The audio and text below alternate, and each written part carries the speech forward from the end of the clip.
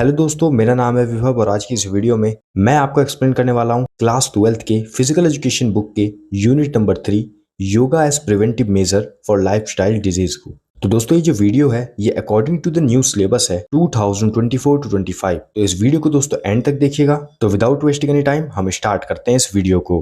तो सबसे पहले दोस्तों हम देख लेते हैं इस यूनिट के कंटेंट को, मतलब दोस्तों हमें इस चैप्टर में कौन कौन से टॉपिक्स को कवर करना है। तो इसमें सबसे पहला टॉपिक है दोस्तों हमारा ओबेसिटी।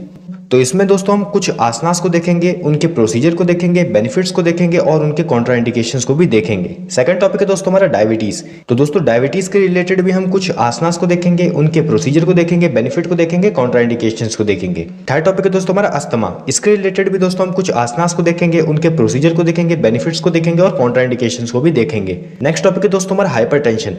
इसके अंदर भी दोस्तों हम कुछ आसनास को देखेंगे, उनके प्रोसीजर को देखेंगे, बेनिफिट्स को देखेंगे और कॉन्ट्राइंडिकेशंस को भी देखेंगे। और यहाँ पर जो लास्ट टॉपिक है वो है हमारा बैक पेन एंड आर्थराइटिस। इसके अंदर भी दोस्तों हम कुछ आसनास को देखेंगे, उनके प्रोसीजर को देखेंगे, बेनिफिट्स को देखेंगे एंड कॉन्ट्राइंडिकेशंस को भी देखेंगे। तो स्टार्ट करते हैं सबसे पहले टॉपिक से, जो कि है दोस्तों आपका आसनास फॉर ओबेसिटी। तो Obesity is that condition of the body in which the amount of fat increases to extreme level।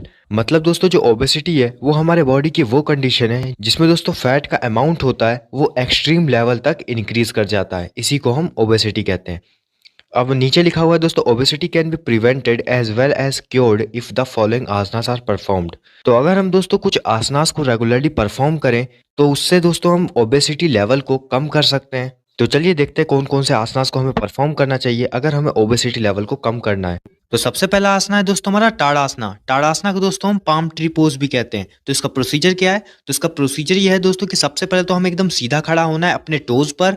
उसके बाद दोस्तों हमें अपने दोनों आर्म्स को अपवर्ड डायरेक्शन में रेज करना है और उसके बाद दोस्तों हमें इसी पोज को होल्ड करना है जितनी भी देर तक हम दोस्तों इस पोज को होल्ड कर सकते हैं। मतलब दोस्तों हमें इस पोज को, इस आसना को इतनी देर तक करना है जितनी देर तक हम इस आसना को कर सकते हैं। और दोस्तों इस आसना में जो हमारी ब्रीदिंग होगी वो नॉर्मल होनी चाहिए। अब दोस्तों इस आसना के कुछ बेनिफिट्स भी हैं, जैसे कि दोस्तों ये जो आसना है ये लेग मसल्स को डेवलप करता है, चिल्ड्रन की हाइट को इंक्रीज करने में मदद करता है और दोस्तों ये हमारे फिजिकल और मेंटल बैलेंस को भी डेवलप करता है। अब दोस्तों इसके कुछ कॉन्ट्राइंडिकेशंस भी हैं, मतलब दोस्तों किन लोगों को इस आसना को परफॉर्म नहीं करना चाहिए। तो दोस्तों जिन लोगों को भी प्रॉब्लम है हाई ब्लड प्रेशर की, उन्हें दोस्तों इस आसना को परफॉर्म नहीं करना चाहिए। और दोस्तों जिन लोगों को भी दोस्तों हेडेक रहता है उन्हें भी दोस्तों इस आसना को परफॉर्म नहीं करना चाहिए।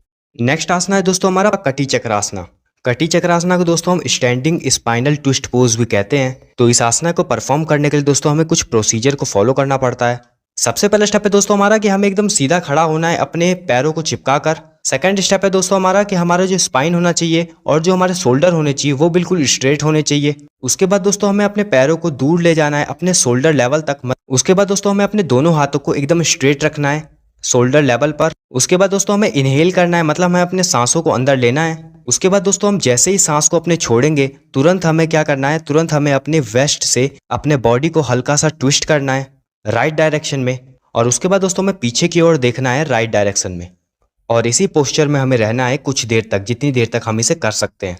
तो यही होता है दोस्तों कटी चक्रासना। अब हम देख लेते हैं इसके कुछ बेनिफिट्स। तो दोस्तों ये जो आसना है ये फ्लेक्सिबिलिटी को इंक्रीज करता है हमारे स्पाइन और वेस्ट में। ये हमारे स्पाइन एंड वेस्ट को स्ट्रेंथन करता है। कॉन्स्टिपेशन के केस में दोस्तों ये जो आसना है काफ़ी ज़्यादा बेनिफिशियल है। और दोस्तों ये जो आसना है ये हेल्प करता है हमें बैक पेन से भी रिलीफ पाने के लिए। अब दोस्तों इसके कुछ कॉन्ट्राइंडिकेशंस भी होते हैं, मतलब दोस्तों किन लोगों को इस आसना को परफॉर्म नहीं करना चाहिए। तो दोस्तों जो लोग भी सफ़र कर रहे हैं हर्निया से, स्लिप्ड डिस्क से, एब्डोमिनल सर्जरी उनकी हुई है, मतलब उनके पेट में अभी अभी कुछ सर्जरी हुई है या फिर उनके स्पाइन में कुछ सर्जरी हुई है, तो उन्हें दोस्तों इस आसना को परफॉर्म नहीं करना चाहिए। और दोस्तों जो प्रेग्नेंट वुमेन है उन्हें भी दोस्तों इस आसना को परफॉर्म नहीं करना चाहिए। नेक्स्ट दोस्तों हमारा पवन मुक्तासना। पवन मुक्तासना को दोस्तों हम विंड रिलीविंग पोज भी कहते हैं और लेग लॉक पोज भी कहते हैं। इसका प्रोसीजर क्या है? तो इसका प्रोसीजर दोस्तों कि हमें अपने पीठ के बल पर लेटना है एकदम कंफर्टेबल पोजीशन में। उसके बाद दोस्तों हमें अपने फीट्स को और अपने आर्म्स को अपने बॉडी के बिसाइड लाना है, अपने बॉडी के पास लाना है। और दोस्तों अपने नीज को हमें क्या करना है, अपने चेस्ट के टुवर्ड्स लाना है और अपने हैंड से उसे क्या करना है, उसे पकड़ लेना है। उसके बाद दोस्तों हमें अपने थाई को प्रेस करना है अपने एब्डोमेन तक विद अ क्लैप्स्ड हैंड। अब इसका कुछ बेनिफिट्स भी हैं। अब बेनिफिट यह है दोस्तों कि हमें क्योर करता है और प्रिवेंट करता है डायबिटीज से। और दोस्तों जो डाइजेस्टिव फंक्शनिंग होती है उसे इंप्रूव करता है और ओबेसिटी को क्योर करता है और कॉन्स्टिपेशन से रिलीफ देता है हमें ये। उसके बाद दोस्तों इसके कुछ कॉन्ट्रा इंडिकेशंस भी हैं कि दोस्तों किन लोगों को इस आसना को परफॉर्म नहीं करना चाहिए। तो दोस्तों जिन लोगों को भी हार्ट प्रॉब्लम है, स्लिप्ड डिस्क है, हर्निया है, और दोस्तों जो प्रेग्नेंट वुमेन है और एब्डोमेन सर्जरी जिन लोगों की अभी रिसेंटली हुई है, उन लोगों को दोस्तों इस आसना को परफॉर्म नहीं करना चाहिए। नेक्स्ट है दोस्तों हमारा मत्स्य आसना। मत्स्य आसना को दोस्तों हम फिश पोज भी कहते हैं। तो दोस्तों इस आसना को परफॉर्म करने के लिए सबसे पहले हमें पद्मासना में बैठना है और उसके बाद दोस्तों हमें लेटना है सुपाइन पोजीशन में और अपने बिहाइंड दोस्तों एक आर्क को क्रिएट करना है। और उसके बाद दोस्तों हमें अपने टोज को पकड़ना है अपने हैंड के फिंगर्स की हेल्प से और इसी पोजीशन में कुछ देर तक रहना है। इसी को दोस्तों हम मत्स्य आसना कहते हैं। इसके दोस्तों कुछ बेनिफिट्स भी हैं, जैसे कि दोस्तों ये बैक पेन से हमें क्योर करता है, नी पेन से भी ये हमें क्योर करता है, ये दोस्तों आई में होने वाले डिफेक्ट से भी हमें क्योर करता है। स्किन डिजीजेस जिन लोगों को भी है दोस्तों, वो लोग अगर इस आसना को परफॉर्म करें तो उनके लिए भी दोस्तों ये जो आसना है काफी ज्यादा बेनिफिशियल है। और दोस्तों ये बेस्ट आसना है अगर दोस्तों हमें अस्थमा से रिलीफ पाना है तो। अब इसका दोस्तों कुछ कॉन्ट्रा इंडिकेशंस भी है, मतलब दोस्तों किन लोगों को इस आसना को परफॉर्म नहीं करना चाहिए। तो दोस्तों जिन लोगों को भी हाई ब्लड प्रेशर या लो ब्लड प्रेशर की प्रॉब्लम हो, नेक इंजरी हो, लोअर बैक प्रॉब्लम्स हो, उन लोगों को दोस्तों इस आसना को परफॉर्म नहीं करना चाहिए। नेक्स्ट आसना है दोस्तों हमारा हलासना। हलासना को दोस्तों हम प्लो पोज भी कहते हैं। तो इस आसना को परफॉर्म करने के लिए दोस्तों हमें कुछ प्रोसीजर को फॉलो करना पड़ता है। सबसे पहला स्टेप है दोस्तों, सबसे पहले तो हमें एकदम ग्राउंड पे स्ट्रेट लेट जाना है। उसके बाद दोस्तों हमें अपने हथेली को मतलब अपने पाम को अपने बॉडी के पास रखना है। उसके बाद दोस्तों हमें अपनी हथेली को मतलब अपने पाम को अपने बॉडी के बिल्कुल स्ट्रेट में रखना है। उसके बाद दोस्तों हमें अपनी लोअर बॉडी को हल्का सा उठाना है रिदम के साथ और उसे दोस्तों अपने हेड के बिहाइंड रखना है, जैसा कि आप इमेज में भी देख पा रहे होंगे। और इसी पोजीशन में दोस्तों हमें रहना है 10 से 15 सेकंड्स तक और उसके बाद दोस्तों हमें वापस से बॉडी को स्ट्रेट कर लेना है कुछ देर बाद। तो यही होता है दोस्तों हलासना। अब दोस्तों इसके कुछ बेनिफिट्स भी होते हैं। सबसे पहला बेनिफिट है दोस्तों कि हमारे नेक मसल्स को स्ट्रेंथन करता है, वेट को और बैक पेन को भी दोस्तों रिड्यूस करता है, जो हमारी दोस्तों बैकबोन है उसे भी दोस्तों स्ट्रेंथन करता है और ब्लड सर्कुलेशन को भी इंप्रूव करता है हमारी बॉडी में। अब दोस्तों इसके कुछ कॉन्ट्रा इंडिकेशंस भी हैं, मतलब दोस्तों किन लोगों को इस आसना को परफॉर्म नहीं करना चाहिए। तो दोस्तों जो लोग भी सफ़र कर रहे हैं बैक प्रॉब्लम से, वीक लेग्स से, वीक हैमस्ट्रिंग मसल्स से, तो उन्हें दोस्तों इस आसना को परफॉर्म नहीं करना चाहिए। और दोस्तों जो प्रेग्नेंट वुमेन है उन्हें भी दोस्तों इस आसना को परफॉर्म नहीं करना चाहिए। नेक्स्ट है दोस्तों हमारा पश्चिमोत्तासना। पश्चिमोत्तासना के दोस्तों हम सीटेड फॉरवर्ड बेंड भी कहते हैं। इसका प्रोसीजर क्या है? इसका प्रोसीजर है दोस्तों कि हमें सबसे पहले कंफर्टेबल पोजीशन में बैठना है, अपने लेग्स को दोस्तों स्ट्रेच करना है फ्रंट पोजीशन में और ट्राई करना है कि हम टच कर पाए अपने फोरहेड से अपने नीज को, और उसके बाद अपने हैंड से हम होल्ड करेंगे अपने फीट्स को। तो ये था प्रोसीजर ऑफ पश्चिमोत्तासना। अब इसके कुछ बेनिफिट्स भी होते हैं। तो दोस्तों ये जो आसना है ये कंट्रोल करता है वेट को और ओबेसिटी को। डायबिटीज पेशेंट्स के लिए ये आसना काफ़ी ज़्यादा बेनिफिशियल है और जो लीवर डिजीजेस जिन लोगों को होती है उनके लिए भी ये जो आसना है काफ़ी ज़्यादा बेनिफिशियल है। और जो लोग सफ़र कर रहे हैं स्किन डिजीजेस से उनके लिए भी दोस्तों ये जो आसना है काफ़ी ज़्यादा हेल्पफुल है। अब इसका कुछ कॉन्ट्रा इंडिकेशंस भी हैं, मतलब दोस्तों किन लोगों को इस आसना को परफॉर्म नहीं करना चाहिए। तो दोस्तों जो लोग को भी प्रॉब्लम है स्लिप्ड डिस्क की, उन लोगों को दोस्तों इस आसना को परफॉर्म नहीं करना चाहिए। और जो प्रेग्नेंट वुमेन है उन्हें भी दोस्तों इस आसना को परफॉर्म नहीं करना चाहिए। नेक्स्ट दोस्तों हमारा अर्धमत्स्येंद्रासना। इसे दोस्तों हम half Lord of the fishes pose भी कहते हैं, सिटेड ट्विस्ट पोज भी इसे कहते हैं। इसका प्रोसीजर क्या है? तो इसका प्रोसीजर दोस्तों हमें अपने लेफ्ट हैंड को अपने राइट थाई के अंडर रखना है और दोस्तों जो हमारा राइट लेग होगा वो क्रॉस होगा लेफ्ट थाई के ऊपर से, और हमें दोस्तों अपने राइट टो को होल्ड करना है अपने लेफ्ट हैंड से और अपने हेड को टर्न करना है बैकवर्ड डायरेक्शन में टू द राइट साइड। और इसके बाद दोस्तों हमें इसी आसना को दूसरे साइड से भी परफॉर्म करना है।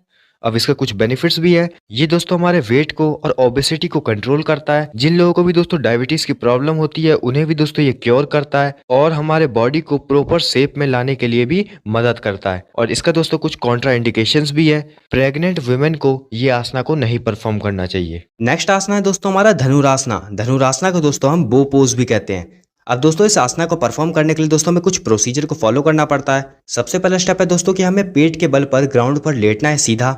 उसके बाद दोस्तों हमें अपनी नीज को बैकवर्ड डायरेक्शन में बेंड करना है, जैसे कि आप इमेज में भी देख पा रहे होंगे।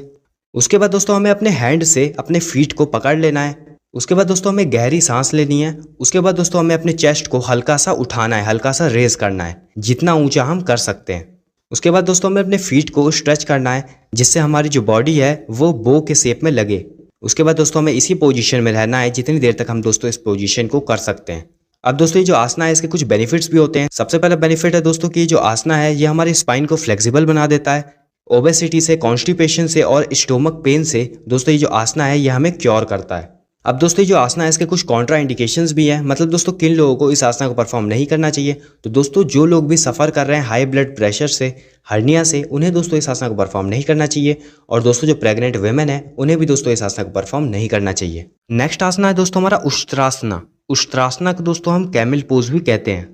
अब दोस्तों इस आसना को परफॉर्म करने के लिए दोस्तों हमें कुछ प्रोसीजर को फॉलो करना पड़ता है। सबसे पहला स्टेप है दोस्तों कि हमें अपने नीज पर बैठना है। उसके बाद दोस्तों हमें धीरे धीरे अपने अपर बॉडी को पीछे की तरफ बेंड करना है, जैसा कि आप इमेज में भी देख पा रहे होंगे।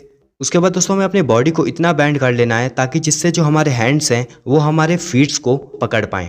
उसके बाद दोस्तों जो हमारा नेक है या हेड है वो भी दोस्तों पीछे की तरफ बेंड होना चाहिए। उसके बाद दोस्तों हमें अपनी बॉडी को फॉरवर्ड डायरेक्शन में, मतलब आगे की तरफ पुश करना है। और दोस्तों इस पोजीशन में जो हमारा ब्रीथ होगा वो बिल्कुल नॉर्मल होना चाहिए, मतलब जो हम सांस ले रहे हैं या छोड़ रहे हैं वो बिल्कुल नॉर्मल होना चाहिए। तो यही होता है दोस्तों उष्ट्रासना। अब दोस्तों ये जो आसना है इसके कुछ बेनिफिट्स भी होते हैं। सबसे पहला बेनिफिट है दोस्तों कि हमारे लंग कैपेसिटी को इंक्रीज करता है। और दोस्तों ये फ्लेक्सिबिलिटी प्रोवाइड करता है हमारे एब्डोमिनल रीजन में, चेस्ट रीजन में और नेक रीजन में। और दोस्तों ये जो आसना है ये हमारे बैक मसल्स को स्ट्रेंथन करता है। और दोस्तों ये जो आसना है ये हमारे बॉडी पोस्चर को भी इम्प्रूव करता है। अब दोस्तों ये जो आसना है इसके कुछ कॉन्ट्रा इंडिकेशंस भी हैं, मतलब दोस्तों किन लोगों को इस आसना को परफॉर्म नहीं करना चाहिए।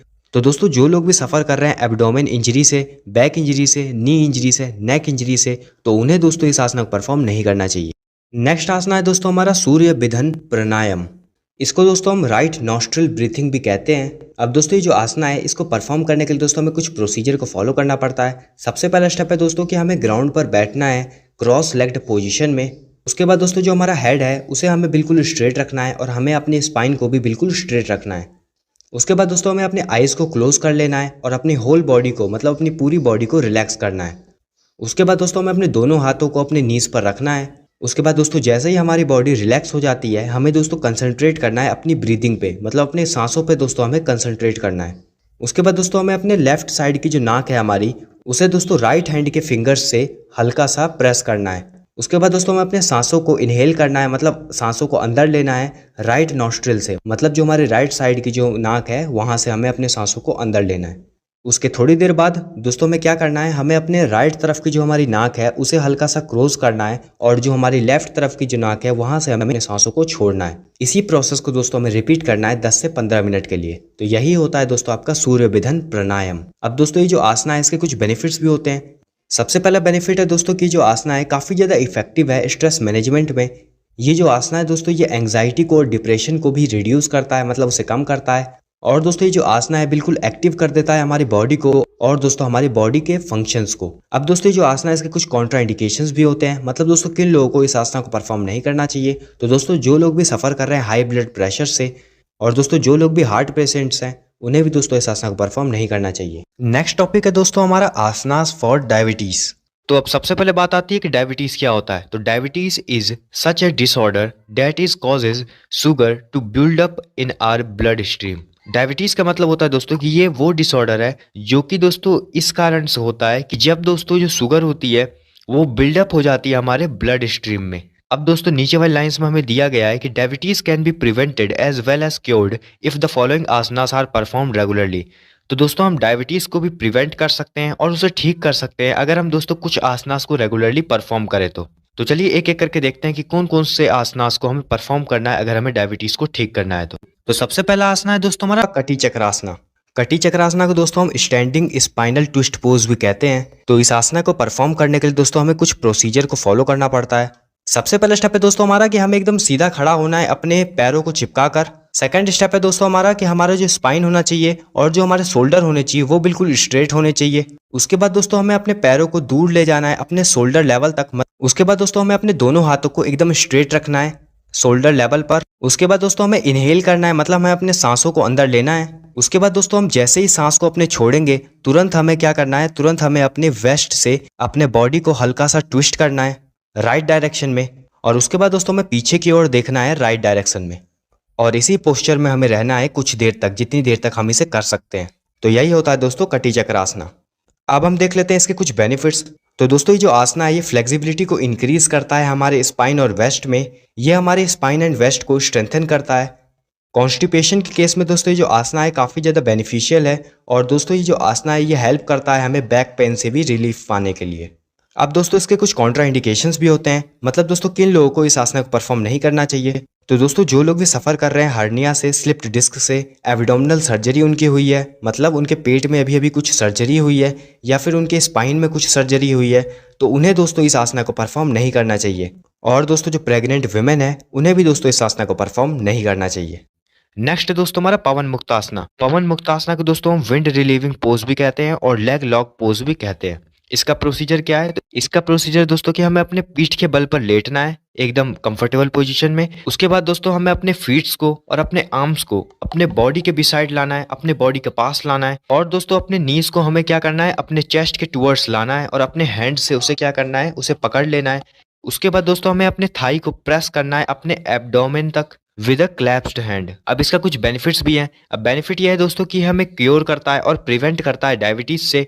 और दोस्तों जो डाइजेस्टिव फंक्शनिंग होती है उसे इंप्रूव करता है और ओबेसिटी को क्योर करता है और कॉन्स्टिपेशन से रिलीफ देता है हमें ये। उसके बाद दोस्तों इसके कुछ कॉन्ट्रा इंडिकेशंस भी हैं कि दोस्तों किन लोगों को इस आसना को परफॉर्म नहीं करना चाहिए। तो दोस्तों जिन लोगों को भी हार्ट प्रॉब्लम है, स्लिप्ड डिस्क है, हर्निया है, और दोस्तों जो प्रेग्नेंट वुमेन है और एब्डोमेन सर्जरी जिन लोगों की अभी रिसेंटली हुई है, उन लोगों को दोस्तों इस आसना को परफॉर्म नहीं करना चाहिए। नेक्स्ट है दोस्तों हमारा भुजंगासना, जिसको दोस्तों हम कोबरा पोज भी कहते हैं। तो इसका प्रोसीजर क्या है? इसका प्रोसीजर यह है कि दोस्तों हमें सबसे पहले तो अपने बेली पे, मतलब अपने पेट के बल पर लाई होना है, मतलब लेटना है।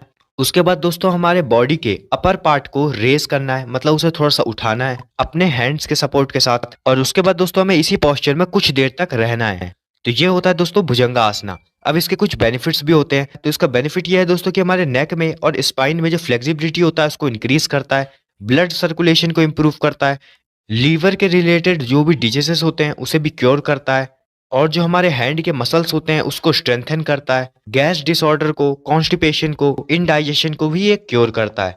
अब इसके कुछ कॉन्ट्रा इंडिकेशंस भी हैं, मतलब दोस्तों किन लोगों को ये आसना को नहीं परफॉर्म करना चाहिए। तो दोस्तों जो लोग सफर कर रहे हैं हर्निया से, बैक इंजरीज से, हेडेक से और रीसेंट एब्डोमिनल सर्जरीज, मतलब उनकी दोस्तों अभी अभी सर्जरीज हुई है, ये सारी प्रॉब्लम्स अगर दोस्तों कुछ लोग फेस कर रहे हैं तो उन्हें दोस्तों इस आसना को परफॉर्म नहीं करना चाहिए। और जो प्रेग्नेंट वुमेन है उसे भी दोस्तों इस आसना को परफॉर्म नहीं करना चाहिए। नेक्स्ट आसना है सलभासना।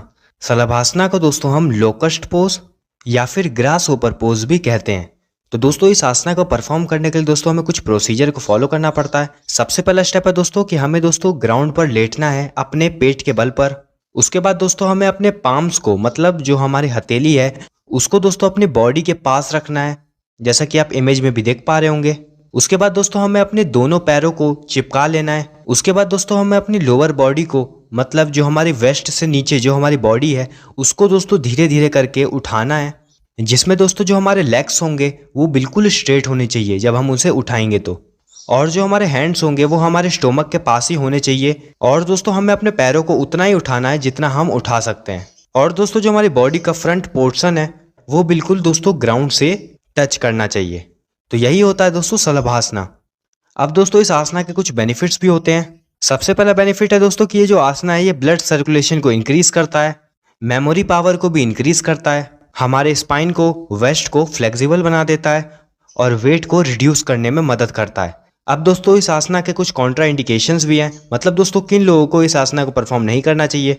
तो दोस्तों जो लोग भी सफ़र कर रहे हैं ब्लड प्रेशर से, हर्निया से या माइग्रेन की प्रॉब्लम से, उन्हें दोस्तों इस आसना को परफॉर्म नहीं करना चाहिए। और दोस्तों जो प्रेग्नेंट वुमेन है उन्हें भी दोस्तों इस आसना को परफॉर्म नहीं करना चाहिए। नेक्स्ट आसना है दोस्तों हमारा धनुरासना। धनुरासना को दोस्तों हम बो पोज भी कहते हैं। अब दोस्तों इस आसना को परफॉर्म करने के लिए दोस्तों हमें कुछ प्रोसीजर को फॉलो करना पड़ता है। सबसे पहला स्टेप है दोस्तों कि हमें पेट के बल पर ग्राउंड पर लेटना है सीधा।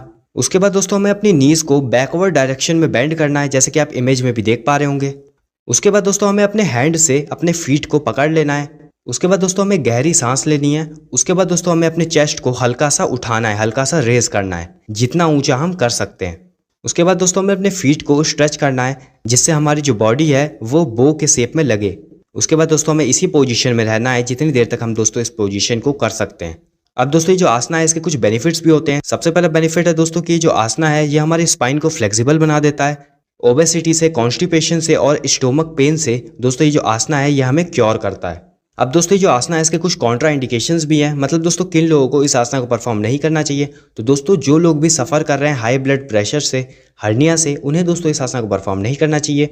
और दोस्तों जो प्रेग्नेंट वुमेन है उन्हें भी दोस्तों इस आसना को परफॉर्म नहीं करना चाहिए। नेक्स्ट आसना है दोस्तों हमारा सुप्ता वज्रासना। सुप्ता वज्रासना को दोस्तों हम रिक्लाइंड थंडरबोल्ट पोज भी कहते हैं और इसको हम स्लीपिंग थंडरबोल्ट पोज भी कहते हैं। अब दोस्तों इस आसना को परफॉर्म करने के लिए हमें कुछ प्रोसीजर को फॉलो करना पड़ता है। सबसे पहला प्रोसीजर दोस्तों कि हमें वज्रासना में बैठना है, मतलब दोस्तों हमें थंडरबोल्ट पोज में बैठना है। उसके बाद दोस्तों हमें धीरे धीरे अपनी अपर बॉडी को बैकवर्ड डायरेक्शन में, मतलब पीछे की तरफ बेंड करना है अपने हाथों की मदद से, जैसा कि आप इमेज में भी देख पा रहे होंगे। और दोस्तों हमें इसी पोजीशन में 10 से 15 सेकंड्स तक रहना है। और दोस्तों जो बिगनर है, मतलब जो इस आसना को पहली बार परफॉर्म कर रहे हैं, तो उन्हें दोस्तों 5 सेकंड्स तक रहना इनफ है। उसके बाद दोस्तों हमें धीरे धीरे वापस से अपने स्टार्टिंग पोजीशन में आ जाना है। तो यही होता है दोस्तों सुप्ता वज्रासना। अब दोस्तों इस आसना के कुछ बेनिफिट्स भी होते हैं। सबसे पहला बेनिफिट है दोस्तों कि ये जो आसना है ये डाइजेस्टिव हेल्थ को इंप्रूव करता है, ब्लड सर्कुलेशन को इंप्रूव करता है, कार्डियोवैस्कुलर हेल्थ को भी इंप्रूव करता है, और जो हमारे एंकल होते हैं, हिप्स होते हैं और थाई होते हैं उन्हें भी ये स्ट्रेंथन करता है। अब दोस्तों इस आसना के कुछ कॉन्ट्रा इंडिकेशंस भी हैं, मतलब दोस्तों किन लोगों को इस आसना को परफॉर्म नहीं करना चाहिए। तो दोस्तों जो लोग भी सफ़र कर रहे हैं नी या फिर जॉइंट पेन से, एंकल जॉइंट पेन से, उन्हें दोस्तों इस आसना को परफॉर्म नहीं करना चाहिए। और दोस्तों जो प्रेग्नेंट वुमेन है उन्हें भी दोस्तों इस आसना को परफॉर्म नहीं करना चाहिए। नेक्स्ट है दोस्तों हमारा पश्चिमोत्तासना। पश्चिमोत्तासना के दोस्तों हम सीटेड फॉरवर्ड बेंड भी कहते हैं। इसका प्रोसीजर क्या है? इसका प्रोसीजर है दोस्तों कि हमें सबसे पहले कंफर्टेबल पोजीशन में बैठना है, अपने लेग्स को दोस्तों स्ट्रेच करना है फ्रंट पोजीशन में, और ट्राई करना है कि हम टच कर पाए अपने फोरहेड से अपने नीज को, और उसके बाद अपने हैंड से हम होल्ड करेंगे अपने फीट्स को। तो ये था प्रोसीजर ऑफ पश्चिमोत्तासना। अब इसके कुछ बेनिफिट्स भी होते हैं। तो दोस्तों ये जो आसना है ये कंट्रोल करता है वेट को और ओबेसिटी को। डायबिटीज पेशेंट्स के लिए ये आसना काफ़ी ज़्यादा बेनिफिशियल है, और जो लीवर डिजीजेस जिन लोगों को होती है उनके लिए भी ये जो आसना है काफ़ी ज़्यादा बेनिफिशियल है, और जो लोग सफ़र कर रहे हैं स्किन डिजीजेस से उनके लिए भी दोस्तों ये जो आसना है काफ़ी ज़्यादा हेल्पफुल है। अब इसका कुछ कॉन्ट्रा इंडिकेशंस भी हैं, मतलब दोस्तों किन लोगों को इस आसना को परफॉर्म नहीं करना चाहिए। तो दोस्तों जो लोग को भी प्रॉब्लम है स्लिप डिस्क की, उन लोगों को दोस्तों इस आसना को परफॉर्म नहीं करना चाहिए, और जो प्रेग्नेंट वुमेन है उन्हें भी दोस्तों इस आसना को परफॉर्म नहीं करना चाहिए। नेक्स्ट है दोस्तों हमारा अर्धमत्स्येंद्र आसना। इसे दोस्तों हम half Lord of the fishes pose भी कहते हैं, सीटेड ट्विस्ट पोज भी इसे कहते हैं। इसका प्रोसीजर क्या है? तो इसका प्रोसीजर दोस्तों हमें अपने लेफ्ट हैंड को अपने राइट थाई के अंडर रखना है, और दोस्तों जो हमारा राइट लेग होगा वो क्रॉस होगा लेफ्ट थाई के ऊपर से, और हमें दोस्तों अपने राइट टो को होल्ड करना है अपने लेफ्ट हैंड से, और अपने हेड को टर्न करना है बैकवर्ड डायरेक्शन में टू द राइट साइड। और इसके बाद दोस्तों हमें इसी आसना को दूसरे साइड से भी परफॉर्म करना है। अब इसके कुछ बेनिफिट्स भी है। ये दोस्तों हमारे वेट को और ओबेसिटी को कंट्रोल करता है। जिन लोगों को भी दोस्तों डायबिटीज की प्रॉब्लम होती है उन्हें भी दोस्तों ये क्योर करता है, और हमारे बॉडी को प्रॉपर शेप में लाने के लिए भी मदद करता है। और इसका दोस्तों कुछ कॉन्ट्रा इंडिकेशंस भी है। प्रेग्नेंट वुमेन को ये आसना को नहीं परफॉर्म करना चाहिए। नेक्स्ट आसना है दोस्तों हमारा मंडूकासना। मंडूकासना को दोस्तों हम फ्रॉग पोज भी कहते हैं। अब दोस्तों इस आसना को परफॉर्म करने के लिए दोस्तों हमें कुछ प्रोसीजर को फॉलो करना पड़ता है। सबसे पहला स्टेप है दोस्तों कि हमें वज्रासना में बैठना है। उसके बाद दोस्तों हमें अपने राइट पाम को अपने लेफ्ट पाम पर रखना है, और उसको दोस्तों ज्वाइन कर कर हमें अपने नेवल के पास, मतलब दोस्तों जहां पर जो हमारी नाभि है वहां पर दोस्तों हमें अपने दोनों हैंड्स को रखना है, जैसे कि आप इमेज में भी देख पा रहे हैं। उसके बाद दोस्तों हमें अपने स्टोमक को इनवर्ड प्रेस करना है, अंदर की तरफ हल्का सा प्रेस करना है, जैसे कि आप इमेज में भी देख पा रहे हैं। उसके बाद दोस्तों सांस को छोड़ते छोड़ते ही हमें फॉरवर्ड डायरेक्शन में हल्का सा बैंड होना है, जैसे कि आप इमेज में भी देख पा रहे हैं। और दोस्तों बैंड होते होते हमें बिल्कुल स्ट्रेट ही देखना है। उसके बाद दोस्तों हमें इस पोजीशन में अपनी ब्रीथ को होल्ड करके रखना है, उसे रोक कर रखना है, और दोस्तों हमें कुछ देर तक रहना है इसी पोजीशन में।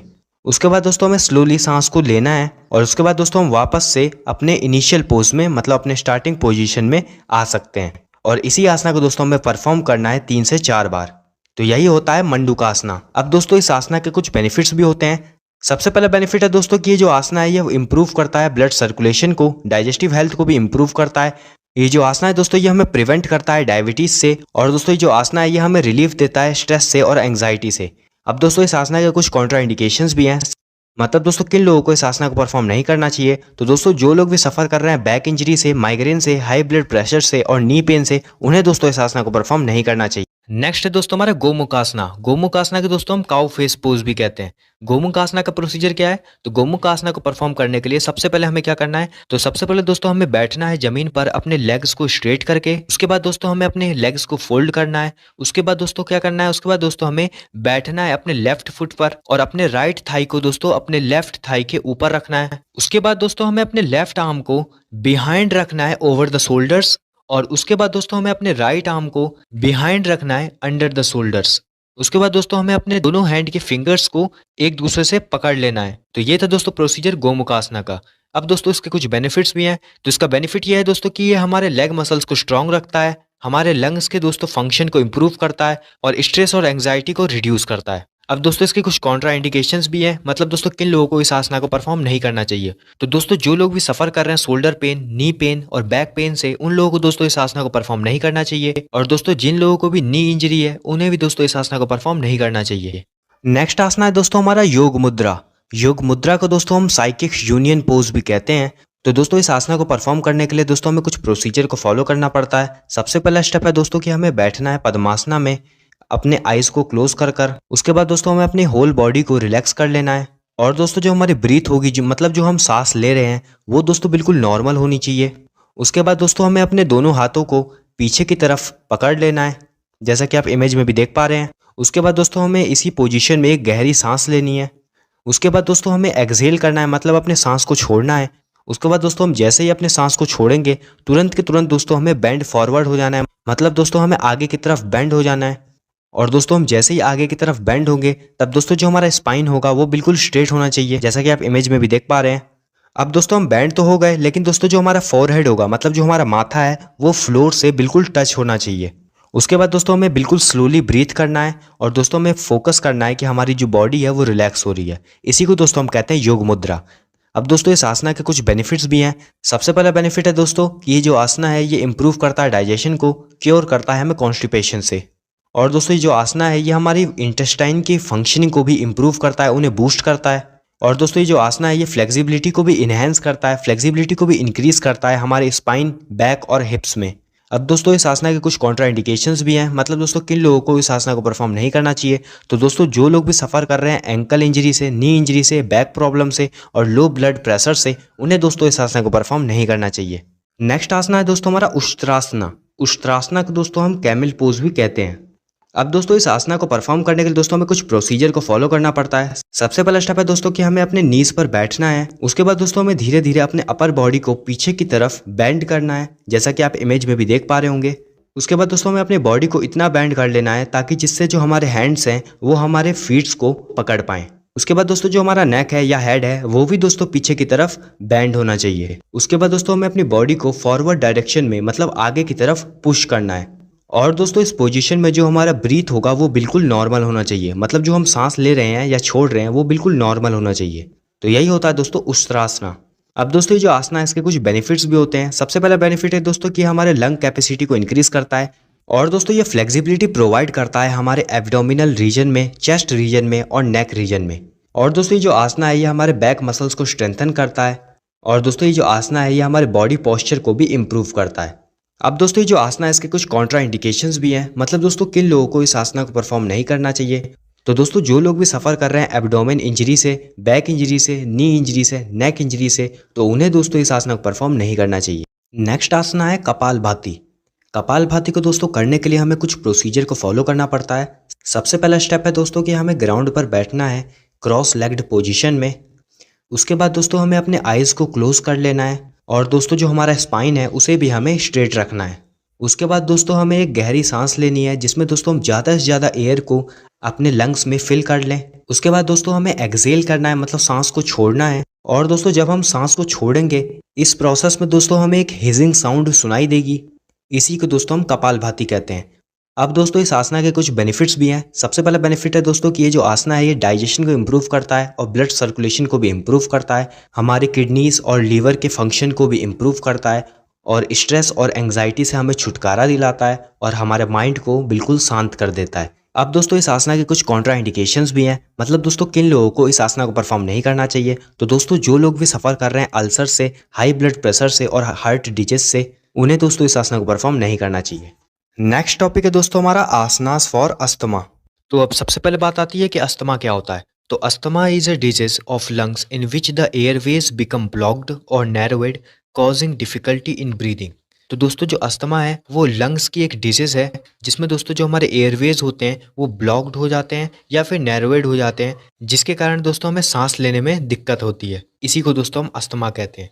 अब नीचे की लाइंस में दोस्तों कुछ चीज़ें लिखी हुई है, चलिए उसे पढ़ते हैं। लिखा हुआ है दोस्तों कि asthma can be prevented as well as cured if the following asanas are practised regularly. अगर दोस्तों हमें अस्थमा को ठीक करना है तो हमें दोस्तों कुछ आसनास को रेगुलरली परफॉर्म करना है, जिसके थ्रू दोस्तों हम अस्थमा को ठीक कर सकते हैं। तो चलिए देखते हैं कौन कौन से आसनास के थ्रू हम अस्थमा को ठीक कर सकते हैं। तो सबसे पहला आसना है दोस्तों हमारा टाड़ासना। टाड़ासना को दोस्तों हम पाम ट्री पोज भी कहते हैं। तो इसका प्रोसीजर क्या है? तो इसका प्रोसीजर ये है दोस्तों कि सबसे पहले तो हमें एकदम सीधा खड़ा होना है अपने टोज पर। उसके बाद दोस्तों हमें अपने दोनों आर्म्स को अपवर्ड डायरेक्शन में रेज करना है और उसके बाद दोस्तों हमें इसी पोज को होल्ड करना है जितनी भी देर तक हम दोस्तों इस पोज को होल्ड कर सकते हैं। मतलब दोस्तों हमें इस पोज को, इस आसना को इतनी देर तक करना है जितनी देर तक हम इस आसना को कर सकते हैं। और दोस्तों इस आसना में जो हमारी ब्रीदिंग होगी वो नॉर्मल होनी चाहिए। अब दोस्तों इस आसना के कुछ बेनिफिट्स भी हैं। जैसे कि दोस्तों ये जो आसना है ये लेग मसल्स को डेवलप करता है, चिल्ड्रन की हाइट को इंक्रीज करने में मदद करता है और दोस्तों ये हमारे फिजिकल और मेंटल बैलेंस को भी डेवलप करता है। अब दोस्तों इसके कुछ कॉन्ट्रा इंडिकेशंस भी हैं। मतलब दोस्तों किन लोगों को इस आसना को परफॉर्म नहीं करना चाहिए। तो दोस्तों जिन लोगों को भी प्रॉब्लम है हाई ब्लड प्रेशर की, उन्हें दोस्तों इस आसना को परफॉर्म नहीं करना चाहिए। और दोस्तों जिन लोगों को भी दोस्तों हेडेक रहता है, उन्हें भी दोस्तों इस आसना को परफॉर्म नहीं करना चाहिए। नेक्स्ट आसना है दोस्तों हमारा ऊर्ध्वा हस्तोत्तनासना। अब दोस्तों इस आसना को परफॉर्म करने के लिए दोस्तों हमें कुछ प्रोसीजर को फॉलो करना पड़ता है। सबसे पहला स्टेप है दोस्तों कि हमें एकदम सीधा खड़ा होना है, अपने फीट्स को दूर कर मतलब अपने पैरों को दूर कर हमें बिल्कुल सीधा खड़ा होना है। उसके बाद दोस्तों हमें इनहेल करना है, मतलब अपने सांसों को अंदर लेना है। उसके बाद दोस्तों हमें अपने हाथों को उठाना है अपने शोल्डर लेवल पर। उसके बाद दोस्तों हमें अपने फिंगर्स को, मतलब अपने दोनों हैंड्स के फिंगर्स को इंटरलॉक कर लेना है, मतलब आपस में जोड़ लेना है, जैसे कि आप इमेज में भी देख पा रहे हैं। और उसके बाद दोस्तों हमें अपने वेस्ट को हल्का सा घुमाना है आउटवर्ड डायरेक्शन में।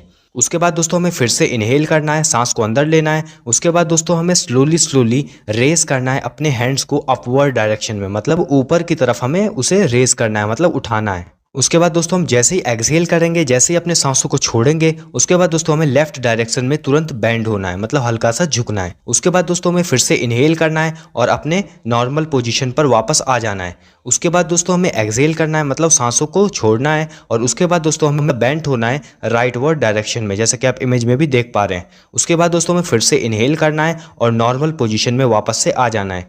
उसके बाद दोस्तों हमें अपने हैंड्स को डाउन कर लेना है। अब दोस्तों इस आसना के कुछ बेनिफिट्स भी हैं। सबसे पहला बेनिफिट है दोस्तों कि ये जो आसना है ये बैक पेन से और कॉन्स्टिपेशन से हमें रिलीफ देता है। और दोस्तों ये जो आसना है ये हमें हेल्प करता है हमारी हाइट को इंक्रीज करने के लिए। और दोस्तों इस आसना के कुछ कॉन्ट्रा इंडिकेशंस भी हैं। मतलब दोस्तों किन लोगों को इस आसना को परफॉर्म नहीं करना चाहिए। तो दोस्तों जो लोग भी सफ़र कर रहे हैं नेक इंजरी से और शोल्डर इंजरी से, उन्हें दोस्तों इस आसना को परफॉर्म नहीं करना चाहिए। नेक्स्ट आसना है उत्तन मंडूकासना। उत्तन मंडूकासना को दोस्तों हम एक्सटेंडेड फ्रॉग पोज भी कहते हैं और इसको दोस्तों हम स्ट्रेच्ड अप फ्रॉग पोज भी कहते हैं। अब दोस्तों इस आसना को परफॉर्म करने के लिए दोस्तों हमें कुछ प्रोसीजर को फॉलो करना पड़ता है। सबसे पहला स्टेप है दोस्तों कि हमें मैट पर बैठना है वज्रासना में।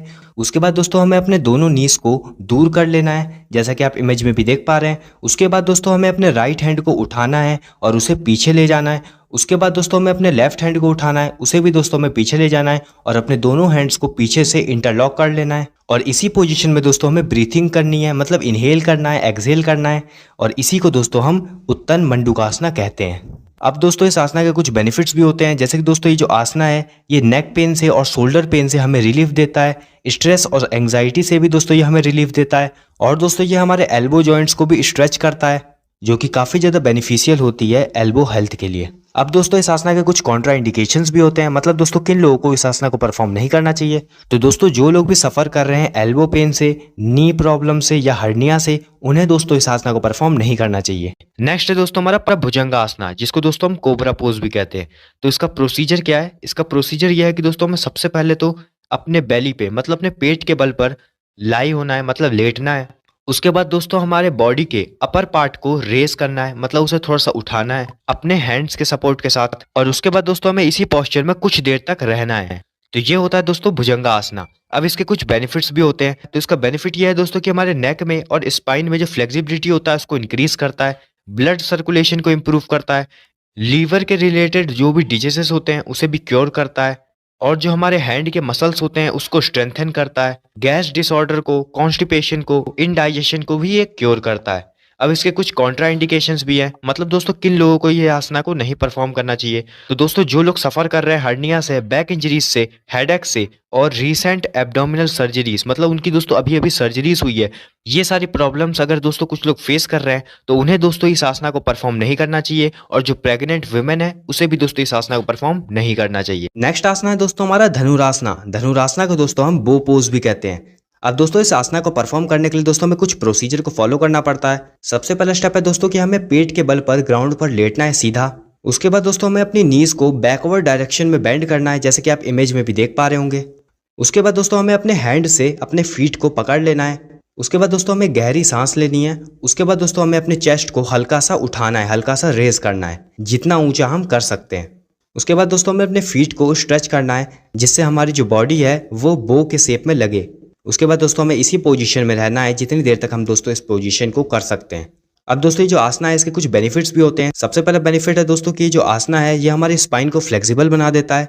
ओबेसिटी से, कॉन्स्टिपेशन से और स्टोमक पेन से दोस्तों ये जो आसना है ये हमें क्योर करता है। अब दोस्तों जो आसना है इसके कुछ कॉन्ट्रा इंडिकेशंस भी हैं, मतलब दोस्तों किन लोगों को इस आसना को परफॉर्म नहीं करना चाहिए। तो दोस्तों जो लोग भी सफ़र कर रहे हैं हाई ब्लड प्रेशर से, हर्निया से, उन्हें दोस्तों इस आसना को परफॉर्म नहीं करना चाहिए। और दोस्तों जो प्रेग्नेंट वुमेन है उन्हें भी दोस्तों इस आसना को परफॉर्म नहीं करना चाहिए। नेक्स्ट आसना है दोस्तों हमारा उष्ट्रासना। उष्ट्रासना को दोस्तों हम कैमल पोज भी कहते हैं। अब दोस्तों इस आसना को परफॉर्म करने के लिए दोस्तों हमें कुछ प्रोसीजर को फॉलो करना पड़ता है। सबसे पहला स्टेप है दोस्तों कि हमें अपने नीज पर बैठना है। उसके बाद दोस्तों हमें धीरे धीरे अपने अपर बॉडी को पीछे की तरफ बेंड करना है, जैसा कि आप इमेज में भी देख पा रहे होंगे। उसके बाद दोस्तों हमें अपनी बॉडी को इतना बेंड कर लेना है ताकि जिससे जो हमारे हैंड्स हैं वो हमारे फीट्स को पकड़ पाएं। उसके बाद दोस्तों जो हमारा नेक है या हेड है वो भी दोस्तों पीछे की तरफ बेंड होना चाहिए। उसके बाद दोस्तों हमें अपनी बॉडी को फॉरवर्ड डायरेक्शन में, मतलब आगे की तरफ पुश करना है। और दोस्तों इस पोजीशन में जो हमारा ब्रीथ होगा वो बिल्कुल नॉर्मल होना चाहिए, मतलब जो हम सांस ले रहे हैं या छोड़ रहे हैं वो बिल्कुल नॉर्मल होना चाहिए। तो यही होता है दोस्तों उष्ट्रासना। अब दोस्तों ये जो आसना है इसके कुछ बेनिफिट्स भी होते हैं। सबसे पहला बेनिफिट है दोस्तों कि हमारे लंग कैपेसिटी को इंक्रीज करता है, और दोस्तों ये फ्लेक्सिबिलिटी प्रोवाइड करता है हमारे एब्डोमिनल रीजन में, चेस्ट रीजन में और नेक रीजन में। और दोस्तों ये जो आसना है ये हमारे बैक मसल्स को स्ट्रेंथन करता है। और दोस्तों ये जो आसना है ये हमारे बॉडी पोस्चर को भी इम्प्रूव करता है। अब दोस्तों ये जो आसना है इसके कुछ कॉन्ट्रा इंडिकेशंस भी हैं, मतलब दोस्तों किन लोगों को इस आसना को परफॉर्म नहीं करना चाहिए। तो दोस्तों जो लोग भी सफ़र कर रहे हैं एब्डोमेन इंजरी से, बैक इंजरी से, नी इंजरी से, नेक इंजरी से, तो उन्हें दोस्तों इस आसना को परफॉर्म नहीं करना चाहिए। नेक्स्ट आसना है वक्रासना। वक्रासना को दोस्तों हम सिटिंग स्पाइनल ट्विस्ट पोज भी कहते हैं, और इसको दोस्तों हम हाफ स्पाइनल ट्विस्ट पोज भी कहते हैं। अब दोस्तों इस आसना को परफॉर्म करने के लिए दोस्तों हमें कुछ प्रोसीजर को फॉलो करना पड़ता है। सबसे पहला स्टेप है दोस्तों कि हमें ग्राउंड पर बैठना है, अपने लेग्स को स्ट्रेच करके, अपने लेग्स को फैलाकर। उसके बाद दोस्तों हमें अपने दोनों पैरों को साथ में चिपका कर बैठना है, और जो हमारा स्पाइन होना चाहिए वो बिल्कुल स्ट्रेट होना चाहिए उस समय पर। उसके बाद दोस्तों हमें अपने लेफ्ट हैंड को अपने लेफ्ट नी पर रखना है, और अपने राइट हैंड को अपने बिहाइंड रखना है, मतलब अपने पीछे रखना है, जैसा कि आप इमेज में भी देख पा रहे हैं। उसके बाद दोस्तों हमें ट्विस्ट करना है, मतलब हल्का सा घूमना है राइट डायरेक्शन में, और दोस्तों हमें देखना भी है अपने राइट शोल्डर की तरफ, जैसा कि आप इमेज में भी देख पा रहे हैं। उसके बाद दोस्तों हमें होल्ड होना है, मतलब कुछ देर के लिए वहीं पे रुकना है।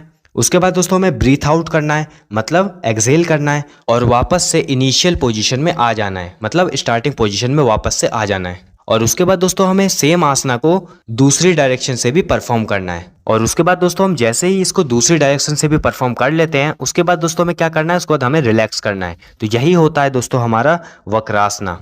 अब दोस्तों ये जो आसना है इसके कुछ बेनिफिट्स भी होते हैं, जैसे कि दोस्तों ये जो आसना है ये हमें बैक पेन से और नेक पेन से रिलीफ देता है। स्ट्रेस, एंग्जाइटी और फटीग से भी दोस्तों ये हमें रिलीफ देता है, और ये दोस्तों इंप्रूव करता है ब्लड सर्कुलेशन हमारी बॉडी में, और दोस्तों ये हमें हेडेक से भी क्योर करता है। अब दोस्तों इस आसना के कुछ कॉन्ट्रा इंडिकेशंस भी हैं, मतलब दोस्तों किन लोगों को इस आसना को परफॉर्म नहीं करना चाहिए। तो दोस्तों जो लोग भी सफ़र कर रहे हैं अल्सर से, स्लिप्ड डिस्क से, spine injury, shoulder injury, hip injury से, उन्हें दोस्तों इस आसना को परफॉर्म नहीं करना चाहिए। और दोस्तों जो प्रेग्नेंट वुमेन है उन्हें भी दोस्तों इस आसना को परफॉर्म नहीं करना चाहिए। नेक्स्ट आसना है कपालभाति। कपालभाति को दोस्तों करने के लिए हमें कुछ प्रोसीजर को फॉलो करना पड़ता है। सबसे पहला स्टेप है दोस्तों कि हमें ग्राउंड पर बैठना है क्रॉस लेग्ड पोजीशन में। उसके बाद दोस्तों हमें अपने आइज़ को क्लोज कर लेना है, और दोस्तों जो हमारा स्पाइन है उसे भी हमें स्ट्रेट रखना है। उसके बाद दोस्तों हमें एक गहरी सांस लेनी है, जिसमें दोस्तों हम ज़्यादा से ज़्यादा एयर को अपने लंग्स में फिल कर लें। उसके बाद दोस्तों हमें एक्सहेल करना है, मतलब सांस को छोड़ना है। और दोस्तों जब हम सांस को छोड़ेंगे इस प्रोसेस में दोस्तों हमें एक हिजिंग साउंड सुनाई देगी। इसी को दोस्तों हम कपालभाति कहते हैं। अब दोस्तों इस आसना के कुछ बेनिफिट्स भी हैं। सबसे पहला बेनिफिट है दोस्तों कि ये जो आसना है ये डाइजेशन को इम्प्रूव करता है और ब्लड सर्कुलेशन को भी इम्प्रूव करता है। हमारे किडनीज और लीवर के फंक्शन को भी इम्प्रूव करता है और स्ट्रेस और एंग्जाइटी से हमें छुटकारा दिलाता है और हमारे माइंड को बिल्कुल शांत कर देता है। अब दोस्तों इस आसना के कुछ कॉन्ट्रा इंडिकेशंस भी हैं, मतलब दोस्तों किन लोगों को इस आसना को परफॉर्म नहीं करना चाहिए। तो दोस्तों जो लोग भी सफ़र कर रहे हैं अल्सर से, हाई ब्लड प्रेशर से और हार्ट डिजीज से, उन्हें दोस्तों इस आसना को परफॉर्म नहीं करना चाहिए। नेक्स्ट है दोस्तों हमारा गोमुख आसना। गोमुख आसना के दोस्तों हम काउ फेस पोज भी कहते हैं। गोमुख आसना का प्रोसीजर क्या है? तो गोमुख आसना को परफॉर्म करने के लिए सबसे पहले हमें क्या करना है? तो सबसे पहले दोस्तों हमें बैठना है जमीन पर अपने लेग्स को स्ट्रेट करके। उसके बाद दोस्तों हमें अपने लेग्स को फोल्ड करना है। उसके बाद दोस्तों क्या करना है? उसके बाद दोस्तों हमें बैठना है अपने लेफ्ट फुट पर और अपने राइट थाई को दोस्तों अपने लेफ्ट थाई के ऊपर रखना है। उसके बाद दोस्तों हमें अपने लेफ्ट आर्म को बिहाइंड रखना है ओवर द शोल्डर्स और उसके बाद दोस्तों हमें अपने राइट आर्म को बिहाइंड रखना है अंडर द शोल्डर्स। उसके बाद दोस्तों हमें अपने दोनों हैंड के फिंगर्स को एक दूसरे से पकड़ लेना है। तो ये था दोस्तों प्रोसीजर गोमुख आसना का। अब दोस्तों इसके कुछ बेनिफिट्स भी हैं। तो इसका बेनिफिट ये है दोस्तों कि ये हमारे लेग मसल्स को स्ट्रांग रखता है, हमारे लंग्स के दोस्तों फंक्शन को इम्प्रूव करता है और स्ट्रेस और एंग्जाइटी को रिड्यूस करता है। अब दोस्तों इसके कुछ कॉन्ट्रा इंडिकेशंस भी हैं, मतलब दोस्तों किन लोगों को इस आसना को परफॉर्म नहीं करना चाहिए। तो दोस्तों जो लोग भी सफर कर रहे हैं शोल्डर पेन, नी पेन और बैक पेन से, उन लोगों को दोस्तों इस आसना को परफॉर्म नहीं करना चाहिए। और दोस्तों जिन लोगों को भी नी इंजरी है उन्हें भी दोस्तों इस आसना को परफॉर्म नहीं करना चाहिए। नेक्स्ट है दोस्तों हमारा मत्स्य आसना। मत्स्य आसना को दोस्तों हम फिश पोज भी कहते हैं। तो दोस्तों इस आसना को परफॉर्म करने के लिए सबसे पहले हमें पद्मासना में बैठना है और उसके बाद दोस्तों हमें लेटना है सुपाइन पोजीशन में और अपने बिहाइंड दोस्तों एक आर्क को क्रिएट करना है। और उसके बाद दोस्तों हमें अपने टोज को पकड़ना है अपने हैंड के फिंगर्स की हेल्प से और इसी पोजीशन में कुछ देर तक रहना है।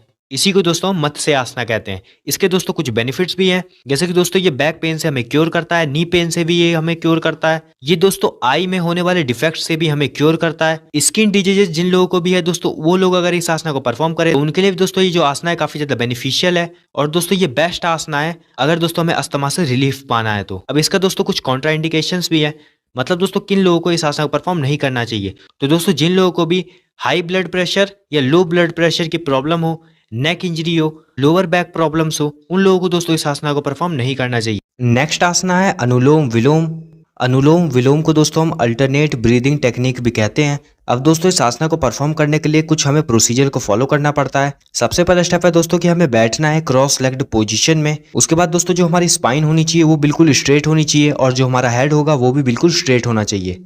उसके बाद दोस्तों हमें अपने राइट हैंड के थंब को अपने राइट तरफ वाली नाक पर रखना है, हल्का सा प्रेस करना है, उसे हल्का सा क्लोज करना है। उसके बाद दोस्तों हमें अपने सांसों को छोड़ना है अपने लेफ्ट तरफ वाली जो हमारी नाक है वहां से। और उसके बाद दोस्तों हमें अपने लेफ्ट तरफ वाली नाक से ही सांस को अंदर भी लेना है, मतलब इनहेल भी करना है। उसके बाद दोस्तों हमें अपने राइट हैंड का जो हमारा लिटिल फिंगर है उससे दोस्तों हमें क्लोज करना है अपने लेफ्ट नॉस्ट्रिल को, मतलब हमारे लेफ्ट तरफ वाली जो नाक है उसे क्लोज करना है अपने लिटिल फिंगर से। और उसके बाद दोस्तों हमें अपने ब्रीथ को होल्ड कर कर रखना है कम से कम 15 सेकंड तक, मतलब अपने ब्रीथ को रोक कर रखना है 15 सेकंड तक। उसके बाद दोस्तों हमें अपने राइट थंब को रिमूव कर लेना है, मतलब उसे हटा लेना है। और उसके बाद दोस्तों हमें एक्सहेल करना है अपने राइट नॉस्ट्रिल से, मतलब दोस्तों हमें अपने सांसों को छोड़ना है अपने राइट तरफ वाली जो हमारी नाक है उससे। उसके बाद दोस्तों हमें फिर से इनहेल करना है अपने राइट तरफ वाली नॉस्ट्रिल से, मतलब अपने राइट तरफ वाली नाक से। उसके बाद दोस्तों हमें फिर से अपने सांसों को रोकना है कम से कम 15 सेकंड तक। उसके बाद दोस्तों हमें रिमूव करना है अपने लेफ्ट लिटिल फिंगर को अपनी नॉस्ट्रिल से और उसके बाद दोस्तों हमें वापस से एक्सहेल करना है। तो यही होता है दोस्तों अनुलोम विलोम।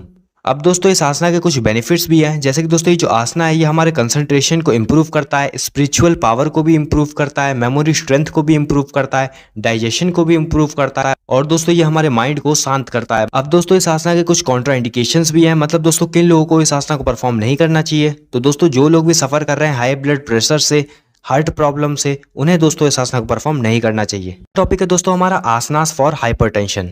तो अब सबसे पहले बात आती है कि हाइपरटेंशन क्या होता है। Hypertension means increased blood pressure. Hypertension का मतलब होता है दोस्तों कि जब हमारा ब्लड प्रेशर इंक्रीज हो जाता है उसी को दोस्तों हम हाइपरटेंशन कहते हैं। अब दोस्तों नीचे भी कुछ लिखा हुआ है, चलिए उसे पढ़ते हैं। लिखा हुआ है दोस्तों कि hypertension can be prevented as well as cured if the following asanas are practised regularly.